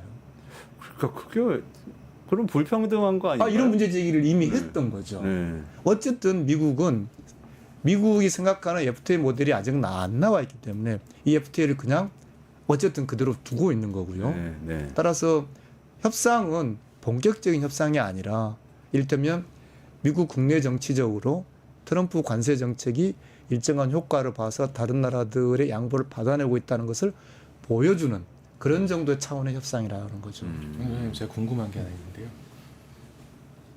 일단 지금 말씀하신 대로 그러면은 지금 우리가 갖고 있는 한 지금 거의 20년 가까이 갖고 있는 이 한미 FTA는 우리는 국회 비준해서 또 이거 바꾸고 없애거나 하려면 국회 비준 다시 거쳐야 되는 그런 그렇죠. 건데 네. 미국은 그게 아니었다는 말씀이신 건가요? 자, 잠깐만 말씀을 드리면은요. 미국은 미국 헌법상의 대외 통상은 의회의 권한입니다. 의회. 네. 근데 의회가 권한을 다 갖고만 있으면 시시각각으로 변하는 통상 문제를 다 대응 못하기 때문에 트럼프 대통령이 일정한 권한을 줘요. 그래서 트럼프 대통령이 대통령이 가령 FTA 같은 굉장히 포괄적이고 차원 높은 통상협정을 가져오면 의회가 내가 너에게 줬던 그 권한 범위 내인지 아닌지를 미국 의회가 승인하는 절차에 지나지 않아요. 미국 의회의 기준은 그렇지 않고 우리처럼 미국의 법률처럼 효과를 가지려면 미국 상원의 3분의 2가 동의해야 됩니다. 근데 미국은 그런 절차를 거치는 게 아니라 유럽 협정에 대해서는 그런 식으로는 안 한다는 안 말씀이죠. 합니다. 아, 우리가 훨씬 엄격하게 만들어 놓은 거네요. 그러면 우리 헌법은 국회 비준 동의를 받으면 국내법과 같은 지위를 부여하고 있죠. 그래서 이번에 한덕수 대행의 그 미국 협상이 갖고 있는 문제 하나가 아까 말씀드렸듯이 한덕수 대행이 지금 한미협대 협정 개정 협상을 하려고 가는 건 아니에요. 네, 네, 그렇죠. 그게 역설적으로는 우리 국회 통제를 한덕수가 피해 나가는 하나의 핑계가 되고 있어요. 아. 만약 그 지금 미국과 하는 협상의 내용이 한미 FTA 내용과 관련되는 거라면 우리 통상 절차법에 따라 가지고 국회 사전 보고해야 됩니다. 아, 협상 계획을. 네. 근데 지금 트럼프의 정치적 이익을 결과적으로 트럼프의 정치적인 이익을 가져다 줄 한덕수 대행의 이른바 협상이라는 것은 FTA 내용이 아니고 이를테면 아까 뭐 알래스카라든지 뭐 이런 걸 통해서 가령 일정한 양보를 이번에 관세에 관해서 뭐 한국의 기본 관세를 가령 뭐 없애준다 이를테면은요. 그거는 기본적으로 한미협대 내용을 건드리는 건 아니거든요. 네, 네. 근데 바로 그 점도 저는 꼭 말씀드리고 싶은 게 비록 한미FTA 본격 협상이 나중에 예정돼 있다 하더라도 이번 협상도 이게 이후에 새로운 민주 정부가 미국과 협상하려고 할 때 그게 우리 중요한 어떤 발목을 잡을 수 있는 거거든요. 그렇죠. 네. 정식 통상 협정을 서로 만들지는 않고 미국과 미국 재무장관 표현에 의하면 원칙을 담는 합의문을 만든다 하더라도 그게 다음 우리 민주정부를 구속하기 때문에 따라서 이번 한덕수의 통상 협상에 대해서도 시도에 대해서도 국회가 당연히 개입해야 된다. 국회가 통제를 해야 한다. 근데 문제는 안 온다는 거잖아요, 한덕수가. 국회에 안 온다는 예. 말씀이시죠? 그 굉장히 그건 정부 중대한. 때안 왔죠. 네, 안 안 왔죠. 왔어요. 네. 안 왔어요. 그러니까 그런 행동은 분명한 의도가 있고 계산이 있는 것이다. 이렇게 그렇죠. 보시는 이런 거죠, 지금. 틀에 다 이미 알고 있는 네. 거예요. 그리고 저는 이분이 심지어 뭐 한미 FTA 굉장히 많이 옹호하시던 분인데요. 예, 저는 심지어 미국과도 일정한 어떤 뭐라고 그럴까요? 어떤 전제적인 그런 저는 이미 어느 정도 소통이 됐다고 봐요. 아. 이런 틀 자체가 이렇게 가는 것 자체가. 근데 저는 오히려 지금 정반대로 가야 한다는 거죠. 그러니까 사실은 아까 말씀드린 대로 베트남에 대해서 미국이 어떤 관세를 매길 거냐, 멕시코에 대해서 어떻게 할까. 지금 멕시코 자동차도 25% 아직 해결 안 됐거든요. 네. 이게 우리 경제 훨씬 중요한데 네. 여기에 대해서 한덕수 대행이 뭘 할 수 없어요. 그럼에도 불구하고 미국에 적극적으로 협상을 해서 뭔가 얻어낸다 하더라도 그 얻어내는 것은 대단히 일시적이고 한시적인 것에 지나지 않을 것이기 때문에 한덕수 대행이 지금 단계에서는 뭔가 우리가 먼저 미국이 뭔가 주어서 뭔가 큰 틀을 바꿀 수는 없는 것이기 때문에 오히려 멕시코 셰인바움처럼 미국에게 무슨 말이냐 우리 나름대로는 미국과 합리적인 경제 관계를 위해서 정말 오랫동안 한미 FTA 질서를 유지해 왔고 우리는 정말 잘 지키고 있다. 미국도 한미 FTA를 준수하라. 이 이야기부터 해야 한다. 그리고 하나 네. 덧붙이자면 미안하지만 내가 그럴 권한이 없다 얘기까지를 해야지 되는 게 아닌가라고 그렇죠. 생각이 맞습니다. 드는데 네. 한덕수 씨의 이력을 지금 제가 한번 찾아봤더니 참여정부 때 노무현 정부 때 장관급으로 국무조정실장을 했었고 그리고 나서 재경부 장관, 부총리, 경제부총리를 했었습니다. 그리고 국무총리가 나중에 됐는데 경제부총리와 국무총리 사이 기간이 한 7개월 정도 있습니다. 그 7개월 동안 했던 직함이 한미 FTA 체결지원위원회 위원장이었어요. 그렇죠. 그리고 한미 FTA가 체결됐던 11년인가요? 그때는 미국 대사였습니다. 그래서 이게 그때 교감이 있겠네요. 미국 대사로 네. 있으면서 이거 비준 좀 꼭 해달라 뭐 이런 식의 얘기를 주미 한국 대사로서 뭐 이게 의회 쪽으로 이야기를 하는 그런 역할도 하고 했었는데 결국 한미 FTA를 애지중지 막 이러던 사람인 거잖아요, 그죠? 그러면 제가 처음 한덕수 대행을 만났던 게 한미 FTA 때문에 만났어요. 아. 국회에서 한미 FTA에 대해서 우리가 지나치게 어떤 마치 이게 우리의 산업을 근본적으로 어떤 우리 국가 경쟁력의 어떤 핵심적인 것처럼 접근하는 것은 저는 문제가 있다라고 봤기 때문에 그래서 아까 말씀드린 대로 우리나라에서는 이게 애지중지 법률이 되지만 미국은 그렇지 않다는 거. 그리고 지금 이제 뭐 엘리엇이라든지 론스타 이렇게 대한민국의 산업 정책이 오히려 제약받을 수 있다 이런 점들을 이야기했죠. 그래서 그 국회에 그런 이야기할 자리에 건너편에 있던 사람이 한덕수 대행이에요. 한덕수 대행은 네 그때 제 인상은 지금보다 훨씬 더 이거 저의 개인적인 인상입니다. 뭐라고 그럴까 좀 이렇게 막 굉장히 좀 이렇게 이런 표현이 되는지 모르겠는데 신사적이었어요. 말하자면 많은 분들이 그렇게 얘기하시는 것 같아요. 네, 첫 인상이 그러면서 뭐 그렇게 볼 수도 있겠지만 FTA는 시대의 대세이고 FTA를 통해서 우리가 근본적으로 한 단계 더 올라설 수 있다 이런 이야기를 했죠. 그랬던 사람이에요. 그러니까 어떻게 보면 굉장히 아이러니죠. 이제는 FTA 막 무시한 것처럼. 이제는 제가 오히려 미국에게 FTA 준수를 이야기를 하라고 하고 있고 한덕수 대행은 제가 그래서 오늘 정부에게 그걸 요구를 하고 왔습니다. 왜냐하면 한미 FTA 협정문에 보면 지금 아예 여기는 관세 철폐라고 되어 있거든요. 근데 네. 심지어 한미 FTA 할 때 없던 관세가 나오는 거잖아요. 그렇죠. 네, 그렇기 때문에 위반이에요. 이렇게 한 나라가 다른 나라가 위반했을 경우에 해결하는 절차가 있어요. 그 안에 있습니까? 있어요. 협정문 네, 안에. 네. 일단 협의 권한을 그러니까 협상이 아니라 네. 너 위반이라고 통지하고 이리 와라고 부를 권한이 있어요. 협의 권한. 제가 그거를 행사하라고 정부에 문서를 보내고 왔습니다. 그럼 누가 오나요? 미국에서? 미국에서는 당연히 응해야죠. 응하도록 되어 있어요. 미국 정부가 네. 그걸 보내야 되는 거예요. 네, 네. 근데 지금 그게 아니고 미국 재무장관이 한국하고 얘기하기로 했어 지금 이런 얘기를 하고 있는 상황이니까 거꾸로 되는 거죠. 오히려 미국에게 왜 한미 FTA가 있는데 지금도 살아 있는데 미국산 쇠고기 내년에 관세 0%가 되고 이를테면은 넷플릭스라든지 그런 게 다 가능했던 게 한미 FTA에 그럼 OTT 서비스업에 대해서 어떤 그 컨텐츠 요건이라 해가지고 거기에 뭐 어떤 일정한 요건을 부과하지 못하도록 굉장히 자유화해서 지금 넷플릭스가 있거든요. 그러니까 한덕수 대행이 좀 일관되게 했으면 좋겠어요. 자기가 한미 FTA 최전선에 있던 사람이기 때문에 미국에게 나 그렇게 고생해서 이를테면 이런 반대가 있었을 불구하고 했는데 한미 FTA 틀 안에서 해결하자. 한미 FTA를 준수하자. 그러고 나서 좀 세부적으로 미국의 요구가 무엇인지 좀 듣고 뭐 거기에 대해서 우리 기업에게 너무 큰 부담이 아닌 거라면 좀 같이 협력이 필요하겠죠. 네, 그렇지만은 지금 두 나라 사이에 이미 있단 말이죠. 한미 FTA 협정이라고 하는 게. 이 자체를 정면으로 부인하는 상대방에 대해서 이걸 지켜라는 말도 안 하고 있다는 거죠. 네. 그러니까 충분한 사실 법적 수단이 있다 이렇게 말씀하시는 거잖아요. 국제법적 수단. 국제법적 수단이 있을 뿐만 아니라 더욱이 지금 트럼프 입장에서는 굉장히 몰려 있다. 즉 결코 트럼프가 현재 유리하지 않다는 거죠.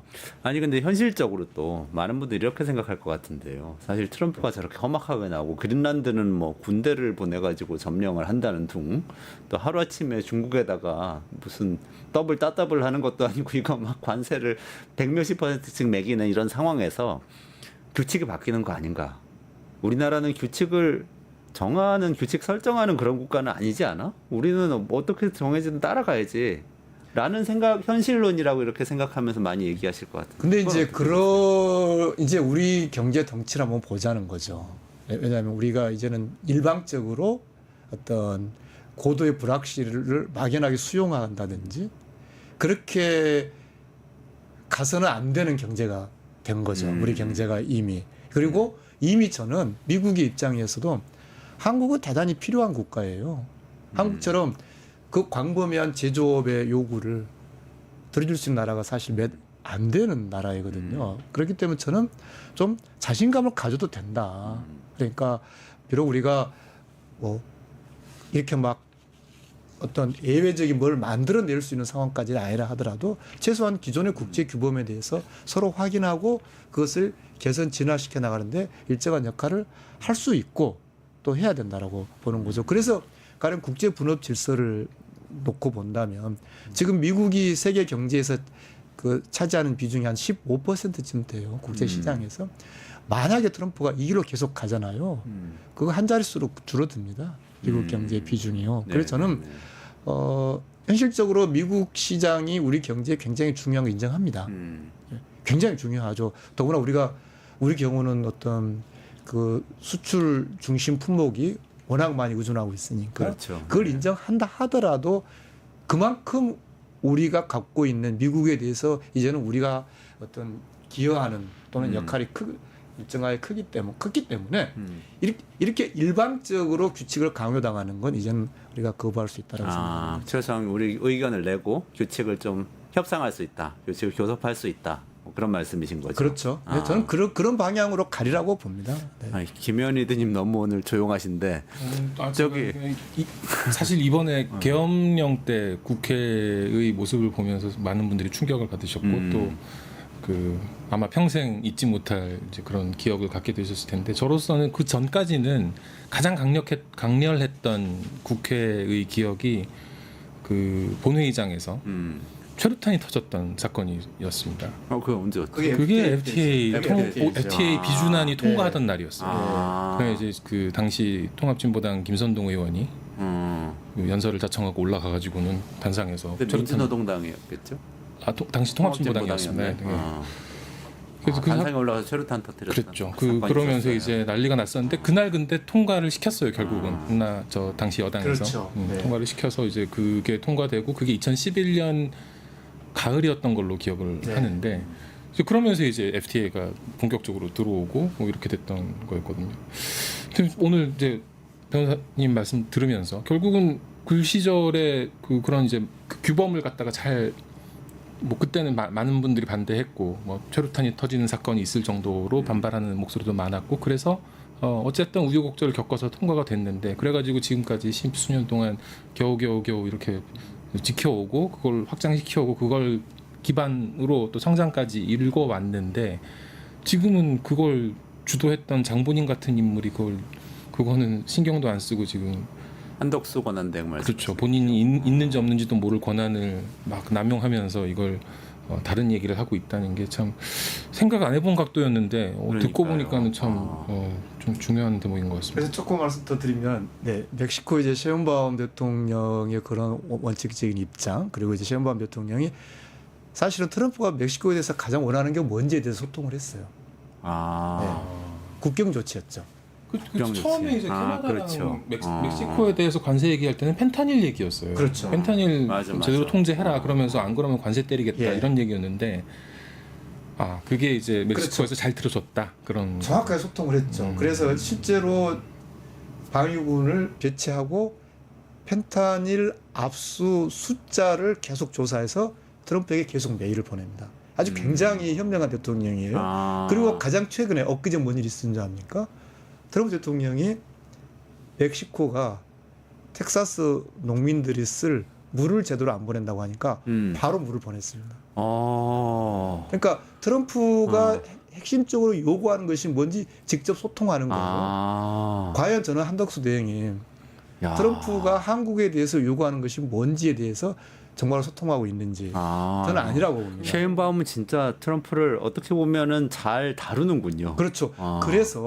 그래서 적어도 미국이 멕시코에 대한 정책을 펼 때 설명할 때 꼭 이 FTA에 들어갑니다. 이를테면 상호관세 멕시코에 부과하지 않느냐?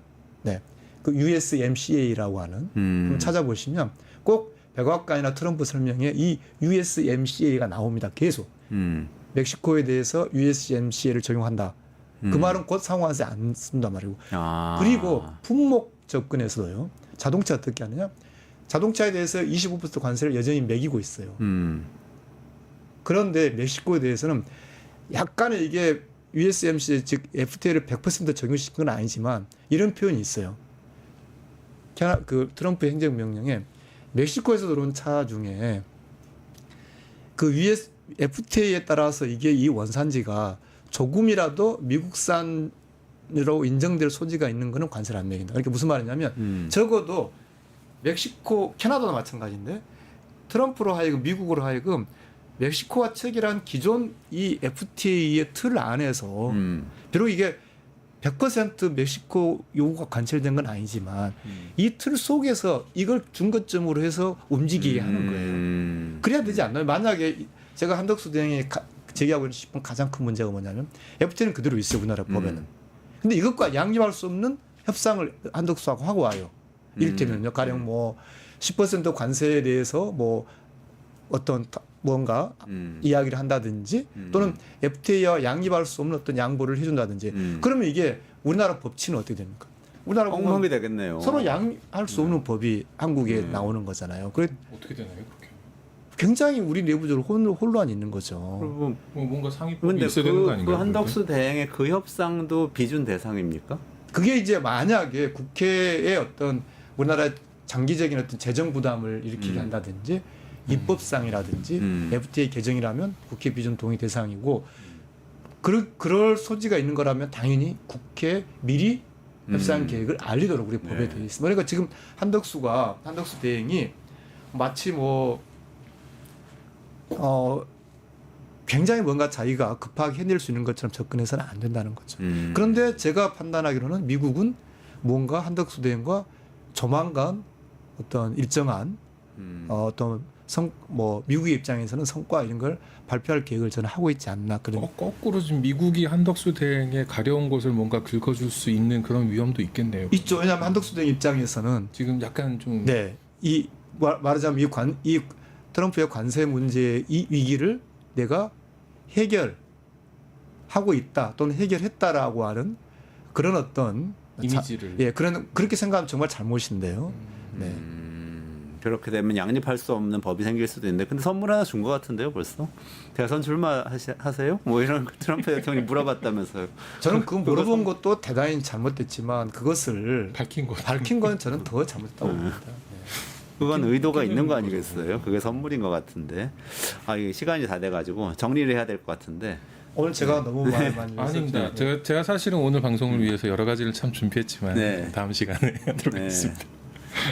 그럼 마지막 질문도 송 변호사님께서 변호사님께 해주시죠. 아닙니다. 저는 질문하시죠. 그래서 지금 한미 FTA는 그렇게 간단 말이죠. 한미 FTA는 변호사님 말씀하신 대로 그러면 한미 FTA 틀 안에서 뭐 상호 관세고 뭐고 보편 관세고 하여튼 그렇게 가자. 품목별 관세고 그걸 협상을 시작하면 이제 쭉 오래 걸릴 거 아닙니까? 굉장히 장기적으로 틀을 새로 만들어 나가는 거니까.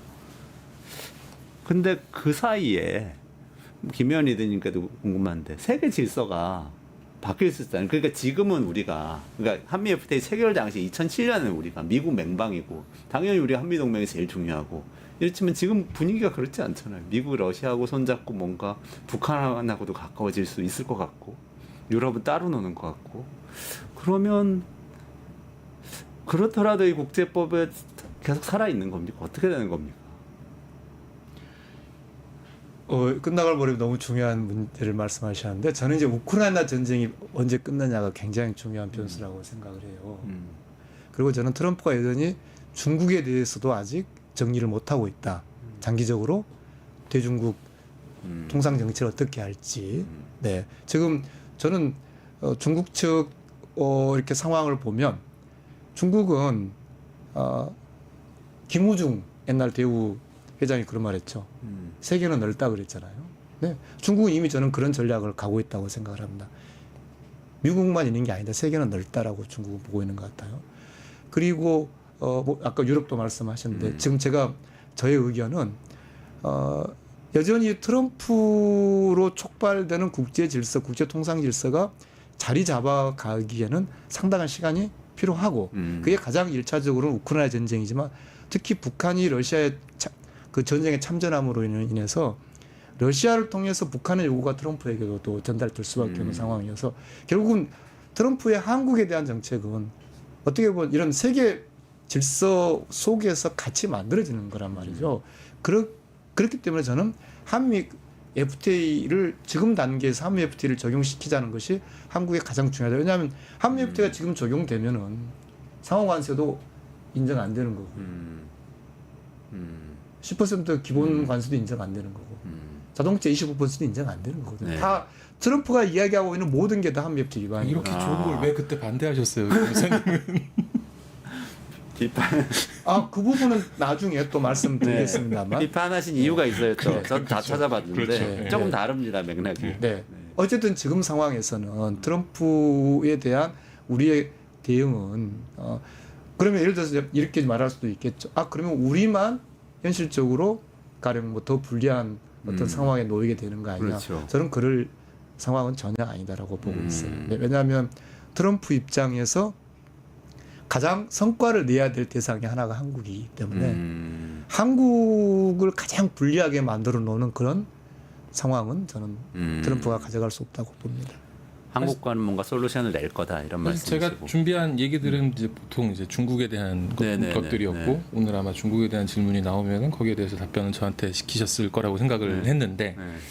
뭐 기왕 나온 김에 한 말씀만 네. 덧붙이자면 시진핑 주석이 2017년 초 다보스 포럼에서 기조 연설을 했었습니다. 직접 참석을 해서 그때 했던 얘기 중에 바다가 작은 호수나 강으로 돌아가는 법은 없다. 세계 경제의 이 바다가 고립된 호수나 작은 강으로 돌아가는 것은 없는 일이다. 경제 글로벌화의 이 흐름은 거스를 수가 없다. 이런 얘기를 했습니다. 그때부터 2018년 세계 수입 박람회라는 참 수입 박람회 들어보셨어요? 보통 수출 박람회 하잖아요. 네. 그때는 박람회요? 중국이 제1회 수입 박람회를 열었습니다. 상해에서 2018년에. 그러면서 또 똑같은 얘기를 또 했어요. 시진핑이. 바다가 강으로 호수로 가는 일은 없다 이러면서. 그러니까 이 자유무역 질서를 그 무렵부터 아주 강조하면서 전 세계 자유무역의 수호자가 됐다는 걸 이제 천명하기 시작을 했습니다. 그리고 그 얘기를 지금도 반복하고 있습니다. 오늘 한겨레에 그 주한 중국 대사의 기고가 실렸는데 거기서도 이 대목을 인용하면서 중국은 자유무역을 신봉하고 자유무역 질서를 훼손하는 건 미국이다 이러면서 그냥 비판적으로 나서고 있는데 중국이 지금 이 현실을 어떻게 보고 있는지는 이제 거기서 좀 엿볼 수 있는 게 아닌가 싶습니다. 오히려 중국이 자유무역을 옹호하고 있고 한미 FTA를 굉장히 강력하게 압박하던 미국은 변심했고 한미 FTA를 옹호하던 당시에 한덕수 경제부총리는 지금 권한대행에 대해서는 그 바깥에서 뭔가 협상을 하려고 하고 있고 이런 굉장히 앞뒤가 바뀐 상황인 것 같은데 어쨌든 변호사님의 결론은 제일 중요한 건 지금 갖고 있는 이 협정 안에서 모든 일을 풀어가도록 점진적으로 협상을 해나가야 한다. 멕시코 사례를 굉장히 면밀하게 봐야 한다. 면밀하게 봐야 됩니다. 네. 알겠습니다. 오늘 여기까지 진행을 해야 될 것 같습니다. 오늘 굉장히 중요한 말씀 해주셨는데요. 정말 감사드리고요. 송기호 변호사님 그리고 김혜연 비인크립트 한국일본 리드님하고 같이 했습니다. 이원재 끝내주는 경제 매일 오후 5시 45분에 라이브를 진행하고요. 내일도 라이브로 찾아뵙도록 하겠습니다. 그리고 오후 5시 끝장 뉴스 내일도 다시 라이브를 시청해 주시기 바랍니다. 여기까지 진행하겠습니다. 같이 인사드릴게요. 고맙습니다. 네, 감사합니다.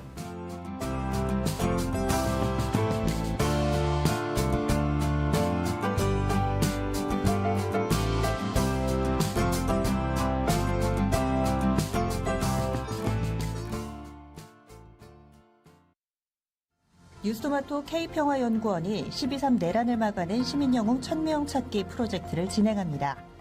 비상계엄 선포 이후 국회, 광화문, 남태령, 한남동 공관, 헌법재판소 등지에서 내란을 막고 탄핵소추를 이뤄낸 시민영웅 1000명을 찾아내 대한민국 민주주의의 역사로 기록하고 시상의 본보기로 삼음으로써 민주주의를 더 널리 확산하기 위한 프로젝트입니다. 이 과정에 직접 참여했거나 참여자를 추천해 주실 분들은 우측 제보하기 QR코드나 아래 메일로 추천 및 제보해 주세요. 민주시민 여러분의 많은 참여 바랍니다. 뉴스토마토 K평화연구원과 함께 해주실 분들의 추천 제보 및 후원을 기다립니다.